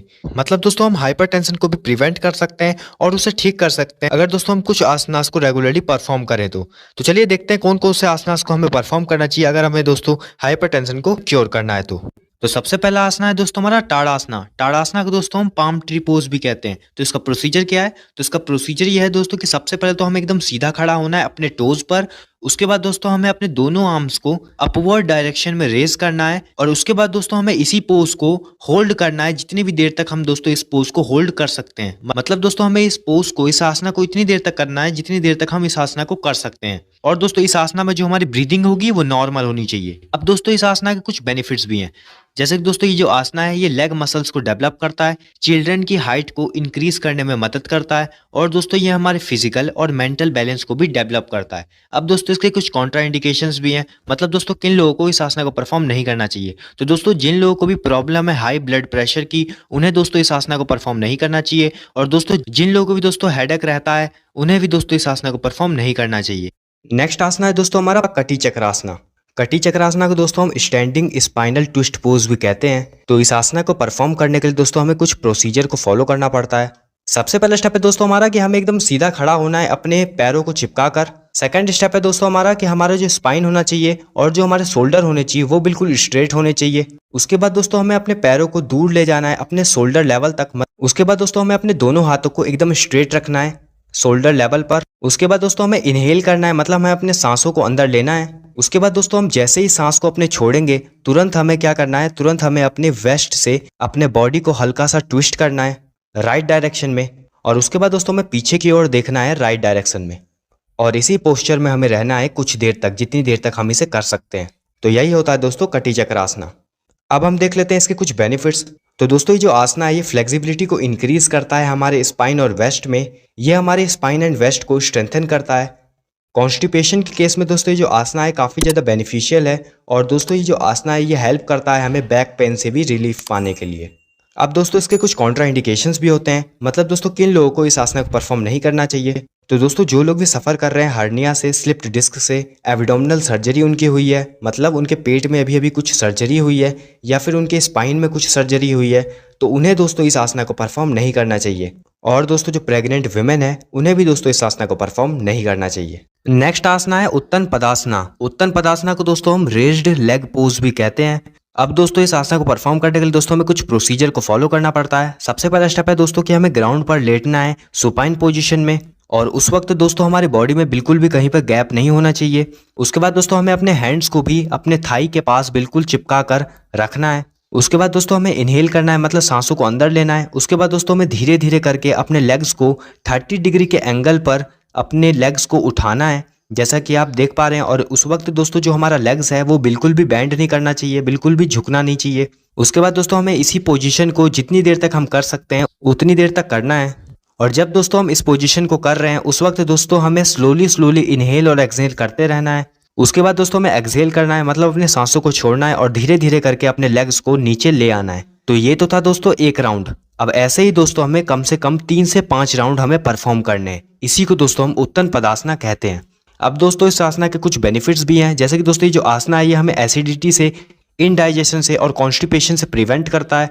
Back pain से भी दोस्तों ये हमें क्योर करता है। और दोस्तों ये जो आसना है ये स्ट्रेंथन कर देता है हमारे बैक को, हिप्स को, थाई मसल्स को और दोस्तों एब्डोमिनल ऑर्गन्स को। अब दोस्तों इस आसना के कुछ कॉन्ट्रा इंडिकेशंस भी हैं, मतलब दोस्तों किन लोगों को इस आसना को परफॉर्म नहीं करना चाहिए। तो दोस्तों जो लोग भी सफर कर रहे हैं बैक रिलेटेड डिजीज से उन्हें दोस्तों इस आसना को परफॉर्म नहीं करना चाहिए। नेक्स्ट आसना है दोस्तों हमारा अर्धहलासना। अर्धहलासना को दोस्तों हम हाफ प्लो पोज भी कहते हैं। अब दोस्तों इस आसना को परफॉर्म करने के लिए दोस्तों हमें कुछ प्रोसीजर को भी फॉलो करना पड़ता है। सबसे पहला स्टेप है दोस्तों कि हमें सुपाइन पोजीशन में लेटना है। उसके बाद दोस्तों हमें अपने दोनों लेग्स को एकदम चिपका लेना है और उसके बाद दोस्तों हमें अपने दोनों हैंड्स को अपने थाई के पास चिपकाना है, जैसा कि आप इमेज में भी देख पा रहे हैं। उसके बाद दोस्तों हमें स्लोली ब्रीथ इन करना है, मतलब इनहेल करना है। उसके बाद दोस्तों हमें अपने लेग्स को उठाना है ग्राउंड से परपेंडिकुलर और दोस्तों उस समय जो हमारे नीज होने चाहिए वो बिल्कुल स्ट्रेट होने चाहिए। उसके बाद दोस्तों हमें अपने सांसों को होल्ड कर रखना है, मतलब अपने सांसों को रोक कर रखना है जब दोस्तों हम इस पोजीशन को परफॉर्म कर रहे हैं। और उसके बाद दोस्तों हमें इसी पोजीशन में रहना है जितनी देर तक दोस्तों हम इस पोजीशन में रह सकते हैं। उसके बाद दोस्तों हमें एक्सहेल करना है और उसके बाद दोस्तों हमें वापस से अपने लेग्स को जमीन पर ले आना है। इसी को दोस्तों हम अर्ध हलासना कहते हैं। अब दोस्तों इस आसना के कुछ बेनिफिट्स भी हैं। सबसे पहला बेनिफिट दोस्तों ये है कि ये जो आसना है दोस्तों ये हमारी भूख को और डाइजेशन को दोनों को दोस्तों इंप्रूव करता है, ब्लड सर्कुलेशन को भी इंप्रूव करता है और दोस्तों ये हमारे थाई मसल्स को भी स्ट्रेंथन करता है। अब दोस्तों इस आसना के कुछ कॉन्ट्रा इंडिकेशंस भी हैं, मतलब दोस्तों किन लोगों को इस आसना को परफॉर्म नहीं करना चाहिए। तो दोस्तों जो लोग भी सफर कर रहे हैं बैक पेन से या फिर हाई ब्लड प्रेशर से, उन्हें दोस्तों इस आसना को परफॉर्म नहीं करना चाहिए। नेक्स्ट आसना है दोस्तों हमारा सरल मत्स्य आसना। सरल मत्स्य आसना को दोस्तों हम इजी फिश पोज भी कहते हैं। अब दोस्तों इस आसना को परफॉर्म करने के लिए दोस्तों हमें कुछ प्रोसीजर को फॉलो करना पड़ता है। सबसे पहला स्टेप है दोस्तों कि हमें अपने पीठ के बल पर ग्राउंड पर बिल्कुल स्ट्रेट लेट जाना है, अपने पैरों को चिपका कर और अपनी बॉडी को रिलैक्स कर कर। उसके बाद दोस्तों हमें अपने दोनों हैंड्स को अपने हिप्स के अंदर रखना है, जैसे कि आप इमेज में भी देख पा रहे होंगे। और उसके बाद दोस्तों जो हमारे एल्बोज होने चाहिए, मतलब दोस्तों जो हमारी कोहनी होनी चाहिए, वो दोस्तों दोनों हैंड्स की दोस्तों पास में होनी चाहिए। उसके बाद दोस्तों हमें ब्रीथ इन करना है, मतलब इनहेल करना है। और उसके बाद दोस्तों हमें अपने हेड को, मतलब जो हमारा सिर है, उसको दोस्तों हल्का सा उठाना है और अपने चेस्ट को भी हल्का सा उठाना है, जैसे कि आप इमेज में भी देख पा रहे हैं। उसके बाद दोस्तों हमें अपने हेड को बैकवर्ड लाना है, जैसे कि आप इमेज में भी देख पा रहे हैं। और दोस्तों जो हमारा हेड होना चाहिए वो फ्लोर से टच करना चाहिए। और दोस्तों जो वेट होगा वो हमारे सिर पर कम होगा, हमारे एल्बोज पर वेट ज़्यादा होगा उस समय पर। और उसके बाद दोस्तों हमें इसी पोज में रहना है जितनी देर तक दोस्तों हम इस पोज को कर सकते हैं। अब दोस्तों इस आसना के कुछ बेनिफिट्स भी होते हैं।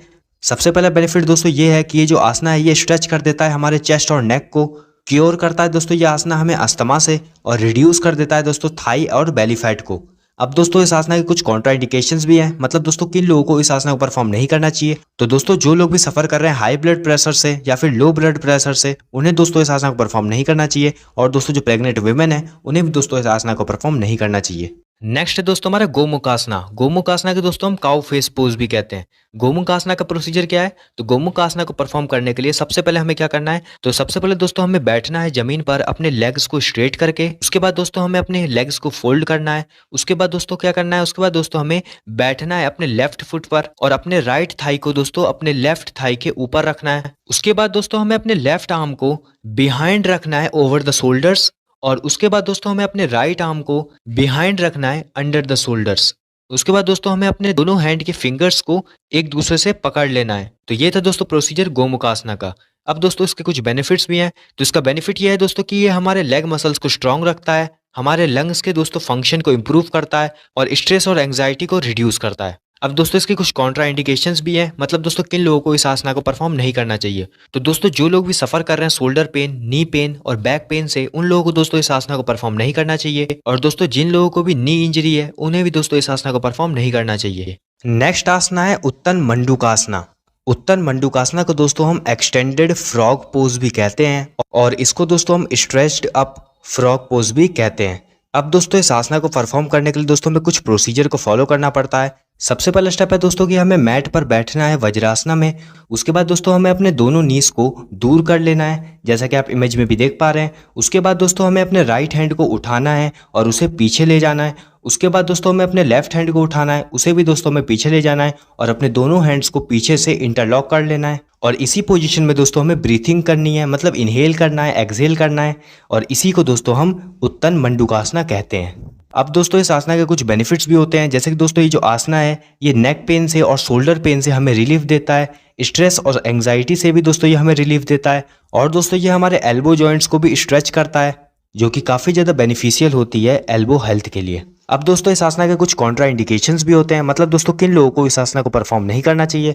तो दोस्तों जो लोग भी सफ़र कर रहे हैं एल्बो पेन से, नी प्रॉब्लम से या हर्निया से, उन्हें दोस्तों इस आसना को परफॉर्म नहीं करना चाहिए। नेक्स्ट आसना है वक्रासना। वक्रासना को दोस्तों हम सिटिंग स्पाइनल ट्विस्ट पोज भी कहते हैं और इसको दोस्तों हम हाफ स्पाइनल ट्विस्ट पोज भी कहते हैं। अब दोस्तों इस आसना को परफॉर्म करने के लिए दोस्तों हमें कुछ प्रोसीजर को फॉलो करना पड़ता है। सबसे पहला स्टेप है दोस्तों कि हमें ग्राउंड पर बैठना है, अपने लेग्स को स्ट्रेच करके, अपने लेग्स को फैलाकर। उसके बाद दोस्तों हमें अपने दोनों पैरों को साथ में चिपका कर बैठना है और जो हमारा स्पाइन होना चाहिए वो बिल्कुल स्ट्रेट होना चाहिए उस समय पर। उसके बाद दोस्तों हमें अपने लेफ्ट हैंड को अपने लेफ्ट नी पर रखना है और अपने राइट हैंड को अपने बिहाइंड रखना है, मतलब अपने पीछे रखना है, जैसा कि आप इमेज में भी देख पा रहे हैं। उसके बाद दोस्तों हमें ट्विस्ट करना है, मतलब हल्का सा घूमना है राइट डायरेक्शन में। और दोस्तों हमें देखना भी है अपने राइट शोल्डर की तरफ, जैसा कि आप इमेज में भी देख पा रहे हैं। उसके बाद दोस्तों हमें होल्ड होना है, मतलब कुछ देर के लिए वहीं पे रुकना है। उसके बाद दोस्तों हमें ब्रीथ आउट करना है, मतलब एक्सहेल करना है, और वापस से इनिशियल पोजीशन में आ जाना है, मतलब स्टार्टिंग पोजीशन में वापस से आ जाना है। और उसके बाद दोस्तों हमें सेम आसना को दूसरी डायरेक्शन से भी परफॉर्म करना है। और उसके बाद दोस्तों हम जैसे ही इसको दूसरी डायरेक्शन से भी परफॉर्म कर लेते हैं, उसके बाद दोस्तों हमें क्या करना है, उसके बाद हमें रिलैक्स करना है। तो यही होता है दोस्तों हमारा वक्रासना। अब दोस्तों ये जो आसना है इसके कुछ बेनिफिट्स भी होते हैं, जैसे कि दोस्तों ये जो आसना है ये हमें बैक पेन से और नेक पेन से रिलीफ देता है, स्ट्रेस, एंग्जाइटी और फटीग से भी दोस्तों ये हमें रिलीफ देता है, और ये दोस्तों इंप्रूव करता है ब्लड सर्कुलेशन हमारी बॉडी में, और दोस्तों ये हमें हेडेक से भी क्योर करता है। अब दोस्तों इस आसना के कुछ कॉन्ट्रा इंडिकेशंस भी हैं, मतलब दोस्तों किन लोगों को इस आसना को परफॉर्म नहीं करना चाहिए। तो दोस्तों जो लोग भी सफर कर रहे हैं अल्सर से, स्लिप्ड डिस्क से, spine injury, shoulder injury, hip injury से, उन्हें दोस्तों इस आसना को परफॉर्म नहीं करना चाहिए। और दोस्तों जो प्रेग्नेंट वुमेन है उन्हें भी दोस्तों इस आसना को परफॉर्म नहीं करना चाहिए। नेक्स्ट है दोस्तों हमारा भुजंगासना, जिसको दोस्तों हम कोबरा पोज भी कहते हैं। तो इसका प्रोसीजर क्या है? इसका प्रोसीजर यह है कि दोस्तों हमें सबसे पहले तो अपने बेली पे, मतलब अपने पेट के बल पर लाई होना है, मतलब लेटना है। उसके बाद दोस्तों हमारे बॉडी के अपर पार्ट को रेस करना है, मतलब उसे थोड़ा सा उठाना है अपने हैंड्स के सपोर्ट के साथ, और उसके बाद दोस्तों हमें इसी पोस्चर में कुछ देर तक रहना है।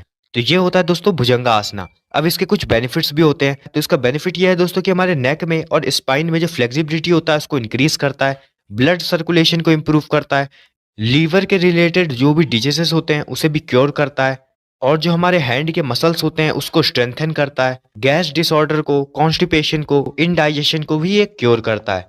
अब इसके कुछ कॉन्ट्रा इंडिकेशंस भी हैं, मतलब दोस्तों किन लोगों को ये आसना को नहीं परफॉर्म करना चाहिए। तो दोस्तों जो लोग सफर कर रहे हैं हर्निया से, बैक इंजरीज से, हेडेक से, और रीसेंट एब्डोमिनल सर्जरीज, मतलब उनकी दोस्तों अभी अभी सर्जरीज हुई है, ये सारी प्रॉब्लम्स अगर दोस्तों कुछ लोग फेस कर रहे हैं तो उन्हें दोस्तों इस आसना को परफॉर्म नहीं करना चाहिए। और जो प्रेग्नेंट वुमेन है उसे भी दोस्तों इस आसना को परफॉर्म नहीं करना चाहिए। नेक्स्ट आसना है दोस्तों हमारा मकरासना। मकरासना को दोस्तों हम क्रोकोडाइल पोज भी कहते हैं। अब दोस्तों इस आसना को परफॉर्म करने के लिए दोस्तों हमें कुछ प्रोसीजर को फॉलो करना पड़ता है। सबसे पहला स्टेप है दोस्तों कि हमें अपने पेट के बल पर सीधा लेट जाना है। उसके बाद दोस्तों हमें अपने चेस्ट को हल्का सा उठाना है, और उसके बाद दोस्तों हमें अपने एल्बोस को अपने शोल्डर के नीचे रख लेना है, जैसे कि आप इमेज में भी देख पा रहे हैं। उसके बाद दोस्तों हमें अपने पाम्स को, मतलब अपनी हथेली को अपने चीक्स पर रखना है, मतलब अपने गालों पर रखना है, जैसे कि आप इमेज में भी देख पा रहे हैं। उसके बाद दोस्तों हमें अपनी बॉडी को बिल्कुल रिलैक्स कर लेना है, और इस आसना को परफॉर्म करना है दोस्तों हमें 1 मिनट तक। अब दोस्तों इस आसना के कुछ बेनिफिट्स भी होते हैं, जैसे कि दोस्तों ये जो आसना है ये हमें बैक पेन से और शोल्डर पेन से रिलीफ देता है, स्ट्रेस और एंग्जाइटी से भी दोस्तों हमें रिलीफ देता है, डाइजेशन को इम्प्रूव करता है, और लीवर और किडनीज के फंक्शन को भी इम्प्रूव करता है। अब दोस्तों इस आसना के कुछ कॉन्ट्रा इंडिकेशंस भी हैं, मतलब दोस्तों किन लोगों को इस आसना को परफॉर्म नहीं करना चाहिए। तो दोस्तों जो लोग भी सफर कर रहे हैं स्टोमक के रिलेटेड प्रॉब्लम से, उन्हें दोस्तों इस आसना को परफॉर्म नहीं करना चाहिए। और दोस्तों जो लोग भी सफर कर रहे हैं हाई ब्लड प्रेशर से, उन्हें भी दोस्तों इस आसना को परफॉर्म नहीं करना चाहिए। और दोस्तों जो प्रेग्नेंट वुमेन है उन्हें भी दोस्तों इस आसना को परफॉर्म नहीं करना चाहिए। नेक्स्ट दोस्तों हमारा सवासना। सवासना को दोस्तों हम कॉर्प्स पोज, डेड पोज और मृतासना भी कहते हैं। अब इसका प्रोसीजर क्या है? तो इसका प्रोसीजर यह है दोस्तों कि हमें सबसे पहले तो सुपाइन पोजीशन में लाई डाउन होना है, मतलब लेटना है, और अपने लेग्स को एकदम स्ट्रेट रखना है। अपने आर्म्स को दोस्तों अपने बॉडी से अवे, मतलब अपनी बॉडी से दूर फैलाना है, और दोस्तों हमें अपनी बॉडी के हर एक लिम्स को लूज रख देना है और रिलैक्स रखना है। उसके बाद दोस्तों हमें धीरे धीरे डीपली ब्रीथ करना है, और उसके बाद दोस्तों हमें अपने आईज को क्लोज करके ये सोचना है कि जो हमारी पूरी बॉडी है वो लूज हो रही है, और अपनी बॉडी को कंप्लीट रिलैक्सेशन देना है। और इस आसना को दोस्तों हम कर सकते हैं 10 to 12 मिनट्स तक। अब इसके दोस्तों कुछ बेनिफिट्स भी हैं। तो इसका सबसे पहला बेनिफिट दोस्तों ये है कि दोस्तों ये हमारे नर्वस सिस्टम को स्ट्रेंथन करता है, हाई ब्लड प्रेशर जो होता है दोस्तों उसे कंट्रोल करता है, इंक्रीज करता है एनर्जी लेवल को हमारी बॉडी में, और दोस्तों हमारी होल बॉडी को रिलैक्स और काम कर देता है, और हमारे कंसंट्रेशन को और मेमोरी को इम्प्रूव करता है। अब इसके दोस्तों कुछ कॉन्ट्रा इंडिकेशंस भी हैं, मतलब दोस्तों किन लोगों को इस आसना को परफॉर्म नहीं करना चाहिए। तो दोस्तों जिन लोगों को भी अभी एडवाइस किया गया है कि आप अभी लेट नहीं सकते, बैक पे आपको कोई भी प्रेशर नहीं डालना है, तो उन लोगों को दोस्तों इस आसना को परफॉर्म नहीं करना चाहिए। नेक्स्ट आसना है नदी शोधाना प्राणायाम। नदी शोधाना प्राणायाम को दोस्तों हम अल्टरनेट नॉस्ट्रिल ब्रीदिंग भी कहते हैं। अब दोस्तों इस आसन को परफॉर्म करने के लिए दोस्तों हमें कुछ प्रोसीजर को फॉलो करना पड़ता है। सबसे पहला स्टेप है दोस्तों कि हमें बैठना है कंफर्टेबली। उसके बाद दोस्तों हमें अपने राइट हैंड को विष्णु मुद्रा में रखना है। विष्णु मुद्रा क्या होता है ये दोस्तों आप इमेज में भी देख पा रहे हैं। उसके बाद दोस्तों हमें एक्सहेल करना है कंप्लीटली, मतलब दोस्तों हमें सांस को छोड़ना है। उसके बाद दोस्तों हमें अपने राइट तरफ की जो हमारी नाक है उसे दोस्तों ब्लॉक करना है, उसे दोस्तों क्लोज करना है। उसके बाद दोस्तों हमें इनहेल करना है अपने लेफ्ट तरफ वाली नाक से। उसके बाद दोस्तों हमें अपने राइट नॉस्ट्रिल को जो हमने पकड़ा था उसे छोड़ देना है और एक्सहेल करना है। उसके बाद दोस्तों हमें अपने लेफ्ट तरफ वाली जो हमारी नाक है उसे दोस्तों ब्लॉक करना है, मतलब उसे दोस्तों हमें क्लोज करना है। और उसके बाद दोस्तों हमें इनहेल करना है राइट तरफ वाली जो हमारी नॉस्ट्रिल है उससे। उसके बाद दोस्तों जो हमने क्लोज किया था अपने लेफ्ट नॉस्ट्रिल को उसे दोस्तों हमें छोड़ देना है और एक्सहेल करना है। तो ये थी दोस्तों पूरी एक साइकिल। अब दोस्तों हमें ऐसे ही 10 to 12 साइकिल्स को परफॉर्म करना है। तो यही होता है दोस्तों नदी शोधना प्राणायाम। अब दोस्तों इस आसना के कुछ बेनिफिट्स भी होते हैं, जैसे कि दोस्तों ये जो आसना है ये हमारे डाइजेस्टिव सिस्टम को स्ट्रॉन्ग करता है, हाई ब्लड प्रेशर से, हाइपरटेंशन से दोस्तों ये हमें ओवरकम करने में मदद करता है। ये जो आसना है दोस्तों ये काफ़ी ज़्यादा हेल्पफुल है वेट को कम करने के लिए। और दोस्तों ये जो आसना है काफ़ी ज़्यादा बेनिफिशियल है कॉन्स्टिपेशन और एसिडिटी को रिमूव करने के लिए। अब दोस्तों इस जो आसना है इसके कुछ कॉन्ट्राइंडिकेशंस भी होते हैं, मतलब दोस्तों किन लोगों को इस आसना को परफॉर्म नहीं करना चाहिए। तो दोस्तों जो लोग भी सफ़र कर रहे हैं हाइपरटेंशन से और दोस्तों माउथ, नोज, थ्रोट और लंग्स में होने वाले इन्फेक्शन से, उन्हें दोस्तों इस आसना को परफॉर्म नहीं करना चाहिए। नेक्स्ट आसना है दोस्तों हमारा शीतली प्राणायाम। शीतली प्राणायाम को दोस्तों हम द कूलिंग ब्रीथ भी कहते हैं। अब दोस्तों इस आसना को परफॉर्म करने के लिए दोस्तों हमें कुछ प्रोसीजर को फॉलो करना पड़ता है। सबसे पहला प्रोसीजर है दोस्तों कि हमें बैठना है क्रॉस लेग्ड पोजीशन में। उसके बाद दोस्तों हमें अपने हैंड्स को अपने नीज पर रखना है। उसके बाद दोस्तों हमें अपने आईज को क्लोज कर लेना है और उसके बाद दोस्तों हमें अपने टंग को, मतलब जो हमारी जीभ है उसको एक ट्यूब जैसे रोल अप करना है। इसको दोस्तों हम कैसे करेंगे, तो जैसा कि आप इमेज में भी देख पा रहे हैं इस तरीके से दोस्तों हमें करना है। और उसके बाद दोस्तों हमें इनहेल करना है ज़्यादा से ज़्यादा अपने टंग से, मतलब दोस्तों हमें उस समय पर अपने जीभ से ही सांस लेना है, मतलब अपने मुंह से ही सांस लेना है। उसके बाद दोस्तों हमें अपने टंग को, मतलब जो हमारी जीभ है उसको माउथ के अंदर रख लेना है वापस से और अपने माउथ को क्लोज कर लेना है। और उसके बाद दोस्तों हमें एक्सहेल करना है, मतलब सांसों को छोड़ना है अपने नाक की मदद से। और उसके बाद दोस्तों हमें इस आसना को कम से कम 4 बार तो करना है। उसके बाद दोस्तों इस आसना के कुछ बेनिफिट्स भी होते हैं, जैसे कि दोस्तों ये जो आसना है ये हमारी बॉडी को और माइंड को कूल करता है। ये जो आसना है दोस्तों ये काफ़ी ज़्यादा बेनिफिशियल है जो लोग भी सफ़र कर रहे हैं हाई ब्लड प्रेशर से उनके लिए। और दोस्तों ये जो आसना है ये काफ़ी ज़्यादा हेल्पफुल है डाइजेशन में। और दोस्तों ये जो आसना है इसके कुछ कॉन्ट्राइंडिकेशंस भी होते हैं, मतलब दोस्तों किन लोगों को इस आसन परफॉर्म नहीं करना चाहिए। तो दोस्तों जो लोग भी सफ़र कर रहे हैं लो ब्लड प्रेशर से और अस्थमा से, उन्हें दोस्तों इस आसन परफॉर्म नहीं करना चाहिए। नेक्स्ट है दोस्तों हमारा asanas for back pain and arthritis. तो दोस्तों सबसे पहले हम समझ लेते हैं कि बैक पेन होता क्या है। तो दोस्तों हम अपने बैक में जो भी पेन फील करते हैं वही हमारा बैक पेन होता है। और दोस्तों ये जो बैक पेन है ये हमारे सर्विकल, थोरैसिक और लंबर रीजन में हो सकता है। नेक्स्ट इसमें हम समझ लेते हैं कि अर्थराइटिस क्या होता है। तो दोस्तों जो भी पेन हम हमारे जॉइंट्स में फील करते हैं वही हमारा अर्थराइटिस होता है। For example knee joints. तो दोस्तों जो भी हम पेन हमारे नी जॉइंट्स में फील करेंगे तो वो दोस्तों नी अर्थराइटिस कहलाता है। उसके बाद दोस्तों इसमें नीचे कुछ लाइंस लिखी है उसे हम पढ़ लेते हैं कि back pain and arthritis can be prevented as well as cure if the following asanas are perform regularly. मतलब दोस्तों अगर हम कुछ आसनास को रेगुलरली परफॉर्म करते हैं तो उससे हम बैक पेन और अर्थराइटिस को ठीक कर सकते हैं। तो चलिए दोस्तों हम एक एक करके देख लेते हैं कौन कौन से आसनास है जिसके थ्रू हम बैक पेन और अर्थराइटिस को प्रिवेंट कर सकते हैं। तो सबसे पहला आसना है दोस्तों हमारा टाड़ासना। टाड़ासना को दोस्तों हम पाम ट्री पोज भी कहते हैं। तो इसका प्रोसीजर क्या है, तो इसका प्रोसीजर ये है दोस्तों कि सबसे पहले तो हमें एकदम सीधा खड़ा होना है अपने टोज पर। उसके बाद दोस्तों हमें अपने दोनों आर्म्स को अपवर्ड डायरेक्शन में रेज करना है और उसके बाद दोस्तों हमें इसी पोज को होल्ड करना है जितनी भी देर तक हम दोस्तों इस पोज को होल्ड कर सकते हैं। मतलब दोस्तों हमें इस पोज को, इस आसना को इतनी देर तक करना है जितनी देर तक हम इस आसना को कर सकते हैं। और दोस्तों इस आसना में जो हमारी ब्रीदिंग होगी वो नॉर्मल होनी चाहिए। अब दोस्तों इस आसना के कुछ बेनिफिट्स भी हैं, जैसे कि दोस्तों ये जो आसना है ये लेग मसल्स को डेवलप करता है, चिल्ड्रन की हाइट को इंक्रीज करने में मदद करता है और दोस्तों ये हमारे फिजिकल और मेंटल बैलेंस को भी डेवलप करता है। अब दोस्तों इसके कुछ कॉन्ट्राइंडिकेशंस भी हैं, मतलब दोस्तों किन लोगों को इस आसना को परफॉर्म नहीं करना चाहिए। तो दोस्तों जिन लोगों को भी प्रॉब्लम है हाई ब्लड प्रेशर की, उन्हें दोस्तों इस आसना को परफॉर्म नहीं करना चाहिए। और दोस्तों जिन लोगों को भी दोस्तों हेडेक रहता है उन्हें भी दोस्तों इस आसना को परफॉर्म नहीं करना चाहिए। नेक्स्ट आसना है दोस्तों हमारा ऊर्ध्वा हस्तोत्तनासना। अब दोस्तों इस आसना को परफॉर्म करने के लिए दोस्तों हमें कुछ प्रोसीजर को फॉलो करना पड़ता है। सबसे पहला स्टेप है दोस्तों कि हमें एकदम सीधा खड़ा होना है, अपने फीट्स को दूर कर मतलब अपने पैरों को दूर कर हमें बिल्कुल सीधा खड़ा होना है। उसके बाद दोस्तों हमें इनहेल करना है, मतलब अपने सांसों को अंदर लेना है। उसके बाद दोस्तों हमें अपने हाथों को उठाना है अपने शोल्डर लेवल पर। उसके बाद दोस्तों हमें अपने फिंगर्स को, मतलब अपने दोनों हैंड्स के फिंगर्स को इंटरलॉक कर लेना है, मतलब आपस में जोड़ लेना है जैसे कि आप इमेज में भी देख पा रहे हैं। और उसके बाद दोस्तों हमें अपने वेस्ट को हल्का सा घुमाना है आउटवर्ड डायरेक्शन में।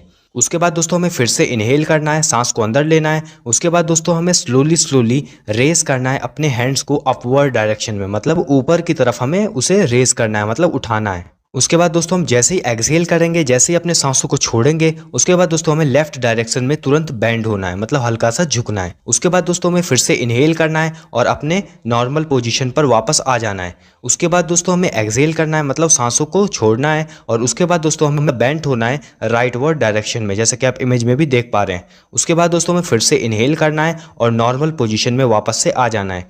उसके बाद दोस्तों हमें अपने हैंड्स को डाउन कर लेना है। अब दोस्तों इस आसना के कुछ बेनिफिट्स भी हैं। सबसे पहला बेनिफिट है दोस्तों कि ये जो आसना है ये बैक पेन से और कॉन्स्टिपेशन से हमें रिलीफ देता है। और दोस्तों ये जो आसना है ये हमें हेल्प करता है हमारी हाइट को इंक्रीज करने के लिए। और दोस्तों इस आसना के कुछ कॉन्ट्रा इंडिकेशंस भी हैं, मतलब दोस्तों किन लोगों को इस आसना को परफॉर्म नहीं करना चाहिए। तो दोस्तों जो लोग भी सफ़र कर रहे हैं नेक इंजरी से और शोल्डर इंजरी से, उन्हें दोस्तों इस आसना को परफॉर्म नहीं करना चाहिए। नेक्स्ट आसना है दोस्तों हमारा अर्ध चक्रासना। इसको हम हाफ व्हील पोज भी बोलते हैं। तो अब हम देख लेते हैं इसका प्रोसीजर कि किस तरीके से हम अर्ध चक्रासना को परफॉर्म कर सकते हैं। तो दोस्तों हमें इस आसना को परफॉर्म करने के लिए सबसे पहले हमें सीधा खड़ा होना है, अपने दोनों फीट्स को साथ में लाकर। उसके बाद दोस्तों हमें अपने हैंड्स को अपने हिप्स की तरफ होल्ड करके रखना है, जैसे कि आप इमेज में भी देख पा रहे हैं। उसके बाद दोस्तों हमें पीछे की तरफ बेंड होना है, जैसे कि आप इमेज में देख पा रहे हैं। और दोस्तों इस समय पर हमें अपने नीज़ को बेंड नहीं करना है। और इस समय पर जब हम इस पोजीशन में आ जाएंगे तो इस समय पर हमें दोस्तों धीरे धीरे सांस लेना है और हमें दोस्तों इसी पोज में कुछ देर तक रहना है। और अगर हमें दोस्तों अर्ध चक्रासना का ज़्यादा बेनिफिट लेना है तो उसके लिए हमें 2 से 3 बार इसे परफॉर्म करना पड़ेगा। तो अब हम देख लेते हैं इसका बेनिफिट्स। तो दोस्तों इसका सबसे पहला बेनिफिट ये है कि ये हमारे ankles, thighs, shoulders, chest, spine, abdomen इनको स्ट्रॉन्ग कर देता है, हमारे डाइजेशन को इम्प्रूव करता है, हमारे वेस्ट और थाई के एरिया में जो फैट होता है उसको रिड्यूस करता है। उसके बाद दोस्तों इसका कुछ कॉन्ट्रा इंडिकेशंस भी होते हैं, मतलब दोस्तों किन लोगों को इस आसना को परफॉर्म नहीं करना चाहिए। तो दोस्तों जो पर्सन भी migraine, headache, low blood pressure, diarrhoea, insomnia, peptic ulcer, hernia, hip और स्पाइनल प्रॉब्लम से सफ़र कर रहे हैं, उन्हें दोस्तों इस आसना को परफॉर्म नहीं करना चाहिए। और जो प्रेग्नेंट वुमेन है उन्हें भी दोस्तों इस आसना को परफॉर्म नहीं करना चाहिए। नेक्स्ट आसना है दोस्तों हमारा उष्ट्रासना। उष्ट्रासना को दोस्तों हम कैमल पोज भी कहते हैं। अब दोस्तों इस आसना को परफॉर्म करने के लिए दोस्तों हमें कुछ प्रोसीजर को फॉलो करना पड़ता है। सबसे पहला स्टेप है दोस्तों कि हमें अपने नीज पर बैठना है। उसके बाद दोस्तों हमें धीरे धीरे अपने अपर बॉडी को पीछे की तरफ बेंड करना है, जैसा कि आप इमेज में भी देख पा रहे होंगे। उसके बाद दोस्तों हमें अपने बॉडी को इतना बेंड कर लेना है ताकि जिससे जो हमारे हैंड्स हैं वो हमारे फीट्स को पकड़ पाएं। उसके बाद दोस्तों जो हमारा नेक है या हेड है वो भी दोस्तों पीछे की तरफ बेंड होना चाहिए। उसके बाद दोस्तों हमें अपनी बॉडी को फॉरवर्ड डायरेक्शन में, मतलब आगे की तरफ पुश करना है। और दोस्तों इस पोजीशन में जो हमारा ब्रीथ होगा वो बिल्कुल नॉर्मल होना चाहिए, मतलब जो हम सांस ले रहे हैं या छोड़ रहे हैं वो बिल्कुल नॉर्मल होना चाहिए। तो यही होता है दोस्तों उष्ट्रासना। अब दोस्तों ये जो आसना है इसके कुछ बेनिफिट्स भी होते हैं। सबसे पहला बेनिफिट है दोस्तों कि हमारे लंग कैपेसिटी को इंक्रीज करता है। और दोस्तों ये फ्लेक्सिबिलिटी प्रोवाइड करता है हमारे एब्डोमिनल रीजन में, चेस्ट रीजन में और नेक रीजन में। और दोस्तों ये जो आसना है ये हमारे बैक मसल्स को स्ट्रेंथन करता है। और दोस्तों ये जो आसना है ये हमारे बॉडी पोस्चर को भी इम्प्रूव करता है। अब दोस्तों ये जो आसना है इसके कुछ कॉन्ट्रा इंडिकेशंस भी हैं, मतलब दोस्तों किन लोगों को इस आसना को परफॉर्म नहीं करना चाहिए। तो दोस्तों जो लोग भी सफ़र कर रहे हैं एब्डोमेन इंजरी से, बैक इंजरी से, नी इंजरी से, नेक इंजरी से, तो उन्हें दोस्तों इस आसना को परफॉर्म नहीं करना चाहिए। नेक्स्ट आसना है वक्रासना। वक्रासना को दोस्तों हम सिटिंग स्पाइनल ट्विस्ट पोज भी कहते हैं और इसको दोस्तों हम हाफ स्पाइनल ट्विस्ट पोज भी कहते हैं। अब दोस्तों इस आसना को परफॉर्म करने के लिए दोस्तों हमें कुछ प्रोसीजर को फॉलो करना पड़ता है। सबसे पहला स्टेप है दोस्तों कि हमें ग्राउंड पर बैठना है, अपने लेग्स को स्ट्रेच करके, अपने लेग्स को फैलाकर। उसके बाद दोस्तों हमें अपने दोनों पैरों को साथ में चिपका कर बैठना है और जो हमारा स्पाइन होना चाहिए वो बिल्कुल स्ट्रेट होना चाहिए उस समय पर। उसके बाद दोस्तों हमें अपने लेफ्ट हैंड को अपने लेफ्ट नी पर रखना है और अपने राइट हैंड को अपने बिहाइंड रखना है, मतलब अपने पीछे रखना है, जैसा कि आप इमेज में भी देख पा रहे हैं। उसके बाद दोस्तों हमें ट्विस्ट करना है, मतलब हल्का सा घूमना है राइट डायरेक्शन में। और दोस्तों हमें देखना भी है अपने राइट शोल्डर की तरफ, जैसा कि आप इमेज में भी देख पा रहे हैं। उसके बाद दोस्तों हमें होल्ड होना है, मतलब कुछ देर के लिए वहीं पर रुकना है। उसके बाद दोस्तों हमें ब्रीथ आउट करना है, मतलब एक्सहेल करना है और वापस से इनिशियल पोजीशन में आ जाना है, मतलब स्टार्टिंग पोजीशन में वापस से आ जाना है। और उसके बाद दोस्तों हमें सेम आसना को दूसरी डायरेक्शन से भी परफॉर्म करना है। और उसके बाद दोस्तों हम जैसे ही इसको दूसरी डायरेक्शन से भी परफॉर्म कर लेते हैं, उसके बाद दोस्तों हमें क्या करना है, उसके बाद हमें रिलैक्स करना है। तो यही होता है दोस्तों हमारा वक्रासना। अब दोस्तों ये जो आसना है इसके कुछ बेनिफिट्स भी होते हैं, जैसे कि दोस्तों ये जो आसना है ये हमें बैक पेन से और नेक पेन से रिलीफ देता है, स्ट्रेस, एंग्जाइटी और फटीग से भी दोस्तों ये हमें रिलीफ देता है। और ये दोस्तों इंप्रूव करता है ब्लड सर्कुलेशन हमारी बॉडी में। और दोस्तों ये हमें हेडेक से भी क्योर करता है। अब दोस्तों इस आसना के कुछ कॉन्ट्रा इंडिकेशंस भी हैं, मतलब दोस्तों किन लोगों को इस आसना को परफॉर्म नहीं करना चाहिए। तो दोस्तों जो लोग भी सफ़र कर रहे हैं अल्सर से, स्लिप्ड डिस्क से, spine injury, shoulder injury, hip injury से उन्हें दोस्तों इस आसना को परफॉर्म नहीं करना चाहिए। और दोस्तों जो प्रेग्नेंट वुमेन है उन्हें भी दोस्तों इस आसना को परफॉर्म नहीं करना चाहिए। नेक्स्ट आसना है दोस्तों हमारा सरल मत्स्य आसना। सरल मत्स्य आसना को दोस्तों हम इजी फिश पोज भी कहते हैं। अब दोस्तों इस आसना को परफॉर्म करने के लिए दोस्तों हमें कुछ प्रोसीजर को फॉलो करना पड़ता है। सबसे पहला स्टेप है दोस्तों कि हमें अपने पीठ के बल पर ग्राउंड पर बिल्कुल स्ट्रेट लेट जाना है, अपने पैरों को चिपका कर और अपनी बॉडी को रिलैक्स कर कर। उसके बाद दोस्तों हमें अपने दोनों हैंड्स को अपने हिप्स के अंदर रखना है, जैसे कि आप इमेज में भी देख पा रहे होंगे। और उसके बाद दोस्तों जो हमारे एल्बोज होने चाहिए, मतलब दोस्तों जो हमारी कोहनी होनी चाहिए, वो दोस्तों दोनों हैंड्स की दोस्तों पास में होनी चाहिए। उसके बाद दोस्तों हमें ब्रीथ इन करना है, मतलब इनहेल करना है। और उसके बाद दोस्तों हमें अपने हेड को, मतलब जो हमारा सिर है, उसको दोस्तों हल्का सा उठाना है और अपने चेस्ट को भी हल्का सा उठाना है, जैसे कि आप इमेज में भी देख पा रहे हैं। उसके बाद दोस्तों हमें अपने हेड को बैकवर्ड लाना है, जैसे कि आप इमेज में भी देख पा रहे हैं। और दोस्तों जो हमारा हेड होना चाहिए वो फ्लोर से टच करना चाहिए। और दोस्तों जो वेट होगा वो हमारे सिर पर कम होगा, हमारे एल्बोज पर वेट ज़्यादा होगा उस समय पर। और उसके बाद दोस्तों हमें इसी पोज में रहना है जितनी देर तक दोस्तों हम इस पोज को कर सकते हैं। अब दोस्तों इस आसना के कुछ बेनिफिट्स भी होते हैं। सबसे पहला बेनिफिट दोस्तों ये है कि ये जो आसना है ये स्ट्रेच कर देता है हमारे चेस्ट और नेक को, क्योर करता है दोस्तों ये आसना हमें अस्थमा से, और रिड्यूस कर देता है दोस्तों थाई और बेली फैट को। अब दोस्तों इस आसना के कुछ कॉन्ट्रा इंडिकेशंस भी हैं, मतलब दोस्तों किन लोगों को इस आसना को परफॉर्म नहीं करना चाहिए। तो दोस्तों जो लोग भी सफर कर रहे हैं हाई ब्लड प्रेशर से या फिर लो ब्लड प्रेशर से, उन्हें दोस्तों इस आसना को परफॉर्म नहीं करना चाहिए। और दोस्तों जो प्रेग्नेंट वुमेन है उन्हें भी दोस्तों इस आसना को परफॉर्म नहीं करना चाहिए। नेक्स्ट है दोस्तों हमारा भुजंगासना, जिसको दोस्तों हम कोबरा पोज भी कहते हैं। तो इसका प्रोसीजर क्या है? इसका प्रोसीजर यह है कि दोस्तों हमें सबसे पहले तो अपने बेली पे, मतलब अपने पेट के बल पर लाई होना है, मतलब लेटना है। उसके बाद दोस्तों हमारे बॉडी के अपर पार्ट को रेस करना है, मतलब उसे थोड़ा सा उठाना है अपने हैंड्स के सपोर्ट के साथ। और उसके बाद दोस्तों हमें इसी पोस्चर में कुछ देर तक रहना है। तो ये होता है दोस्तों भुजंगा आसना। अब इसके कुछ बेनिफिट्स भी होते हैं। तो इसका बेनिफिट ये है दोस्तों कि हमारे नेक में और स्पाइन में जो फ्लेक्सिबिलिटी होता है उसको इंक्रीज करता है, ब्लड सर्कुलेशन को इम्प्रूव करता है, लीवर के रिलेटेड जो भी डिजीजेस होते हैं उसे भी क्योर करता है, और जो हमारे हैंड के मसल्स होते हैं उसको स्ट्रेंथन करता है, गैस डिसऑर्डर को, कॉन्स्टिपेशन को, इनडाइजेशन को भी ये क्योर करता है। अब इसके कुछ कॉन्ट्रा इंडिकेशंस भी हैं, मतलब दोस्तों किन लोगों को ये आसना को नहीं परफॉर्म करना चाहिए। तो दोस्तों जो लोग सफर कर रहे हैं हर्निया से, बैक इंजरीज से, हेडेक से और रीसेंट एब्डोमिनल सर्जरीज, मतलब उनकी दोस्तों अभी अभी सर्जरीज हुई है, ये सारी प्रॉब्लम्स अगर दोस्तों कुछ लोग फेस कर रहे हैं तो उन्हें दोस्तों इस आसना को परफॉर्म नहीं करना चाहिए। और जो प्रेग्नेंट वुमेन है उसे भी दोस्तों इस आसना को परफॉर्म नहीं करना चाहिए। नेक्स्ट है दोस्तों हमारा गोमुखासना। गोमुखासना के दोस्तों हम काउ फेस पोज भी कहते हैं। गोमुखासना का प्रोसीजर क्या है? तो गोमुखासना को परफॉर्म करने के लिए सबसे पहले हमें क्या करना है? तो सबसे पहले दोस्तों हमें बैठना है जमीन पर अपने लेग्स को स्ट्रेट करके। उसके बाद दोस्तों हमें अपने लेग्स को फोल्ड करना है। उसके बाद दोस्तों क्या करना है? उसके बाद दोस्तों हमें बैठना है अपने लेफ्ट फुट पर और अपने राइट थाई को दोस्तों अपने लेफ्ट थाई के ऊपर रखना है। उसके बाद दोस्तों हमें अपने लेफ्ट आर्म को बिहाइंड रखना है ओवर द शोल्डर्स, और उसके बाद दोस्तों हमें अपने राइट आर्म को बिहाइंड रखना है अंडर द शोल्डर्स। उसके बाद दोस्तों हमें अपने दोनों हैंड के फिंगर्स को एक दूसरे से पकड़ लेना है। तो ये था दोस्तों प्रोसीजर गोमुखासना का। अब दोस्तों इसके कुछ बेनिफिट्स भी हैं। तो इसका बेनिफिट ये है दोस्तों कि ये हमारे लेग मसल्स को स्ट्रांग रखता है, हमारे लंग्स के दोस्तों फंक्शन को इम्प्रूव करता है और स्ट्रेस और एंग्जाइटी को रिड्यूस करता है। अब दोस्तों इसकी कुछ कॉन्ट्रा इंडिकेशंस भी हैं, मतलब दोस्तों किन लोगों को इस आसना को परफॉर्म नहीं करना चाहिए। तो दोस्तों जो लोग भी सफर कर रहे हैं शोल्डर पेन, नी पेन और बैक पेन से, उन लोगों को दोस्तों इस आसना को परफॉर्म नहीं करना चाहिए। और दोस्तों जिन लोगों को भी नी इंजरी है उन्हें भी दोस्तों इस आसना को परफॉर्म नहीं करना चाहिए। नेक्स्ट आसना है दोस्तों हमारा भद्रासना। भद्रासना को दोस्तों हम ग्रेसियस पोज भी कहते हैं। तो सबसे पहले हम देख लेते हैं इसका प्रोसीजर कि किस तरीके से हम भद्रासना को परफॉर्म कर सकते हैं। तो दोस्तों भद्रासना को परफॉर्म करने के लिए सबसे पहले हमें सीधा बैठना है। उसके बाद अपने लेग्स को हमें स्ट्रेच कर लेना है फॉरवर्ड डायरेक्शन में। उसके बाद दोस्तों हमें अपने लेग्स को फोल्ड कर लेना है और उसके बाद दोस्तों हमें अपने सोल्स को दोनों को टच करना है, जैसे कि आप इमेज में भी देख पा रहे हैं। उसके बाद दोस्तों हमें अपने इंटरलॉक्ड फिंगर्स से अपने फीट्स को पकड़ लेना है। उसके बाद दोस्तों हमें अपने लेग्स को पेरिनियम रीजन की तरफ ले जाना है। उसके बाद दोस्तों हमें इसी पोजीशन में कुछ समय तक रुकना है और उसके बाद दोस्तों हम अपने नॉर्मल पोजीशन पे आ जाएंगे। यही हमारा भद्रासना या फिर जिसे हम ग्रेसियस पोज कहते हैं, यही होता है। नेक्स्ट हम देख लेते हैं इसका बेनिफिट्स कि इसके क्या क्या बेनिफिट्स होते हैं। तो दोस्तों इसका सबसे पहला बेनिफिट ये है कि ये हमारे लेग्स में फ्लेक्सिबिलिटी डेवलप करता है, हमारे डाइजेशन, हमारा फोकस, हमारा कंसंट्रेशन इन्हें इंप्रूव करता है, हमारे बैकबोन, थाइज और हिप्स को स्ट्रेंथन करता है, किडनी प्रॉब्लम को रिड्यूस करता है। यही सब इसके कुछ बेनिफिट्स थे। नेक्स्ट अब हम देख लेते हैं इसके कॉन्ट्रा इंडिकेशंस को, मतलब दोस्तों किन लोगों को इस आसना का परफॉर्म नहीं करना चाहिए।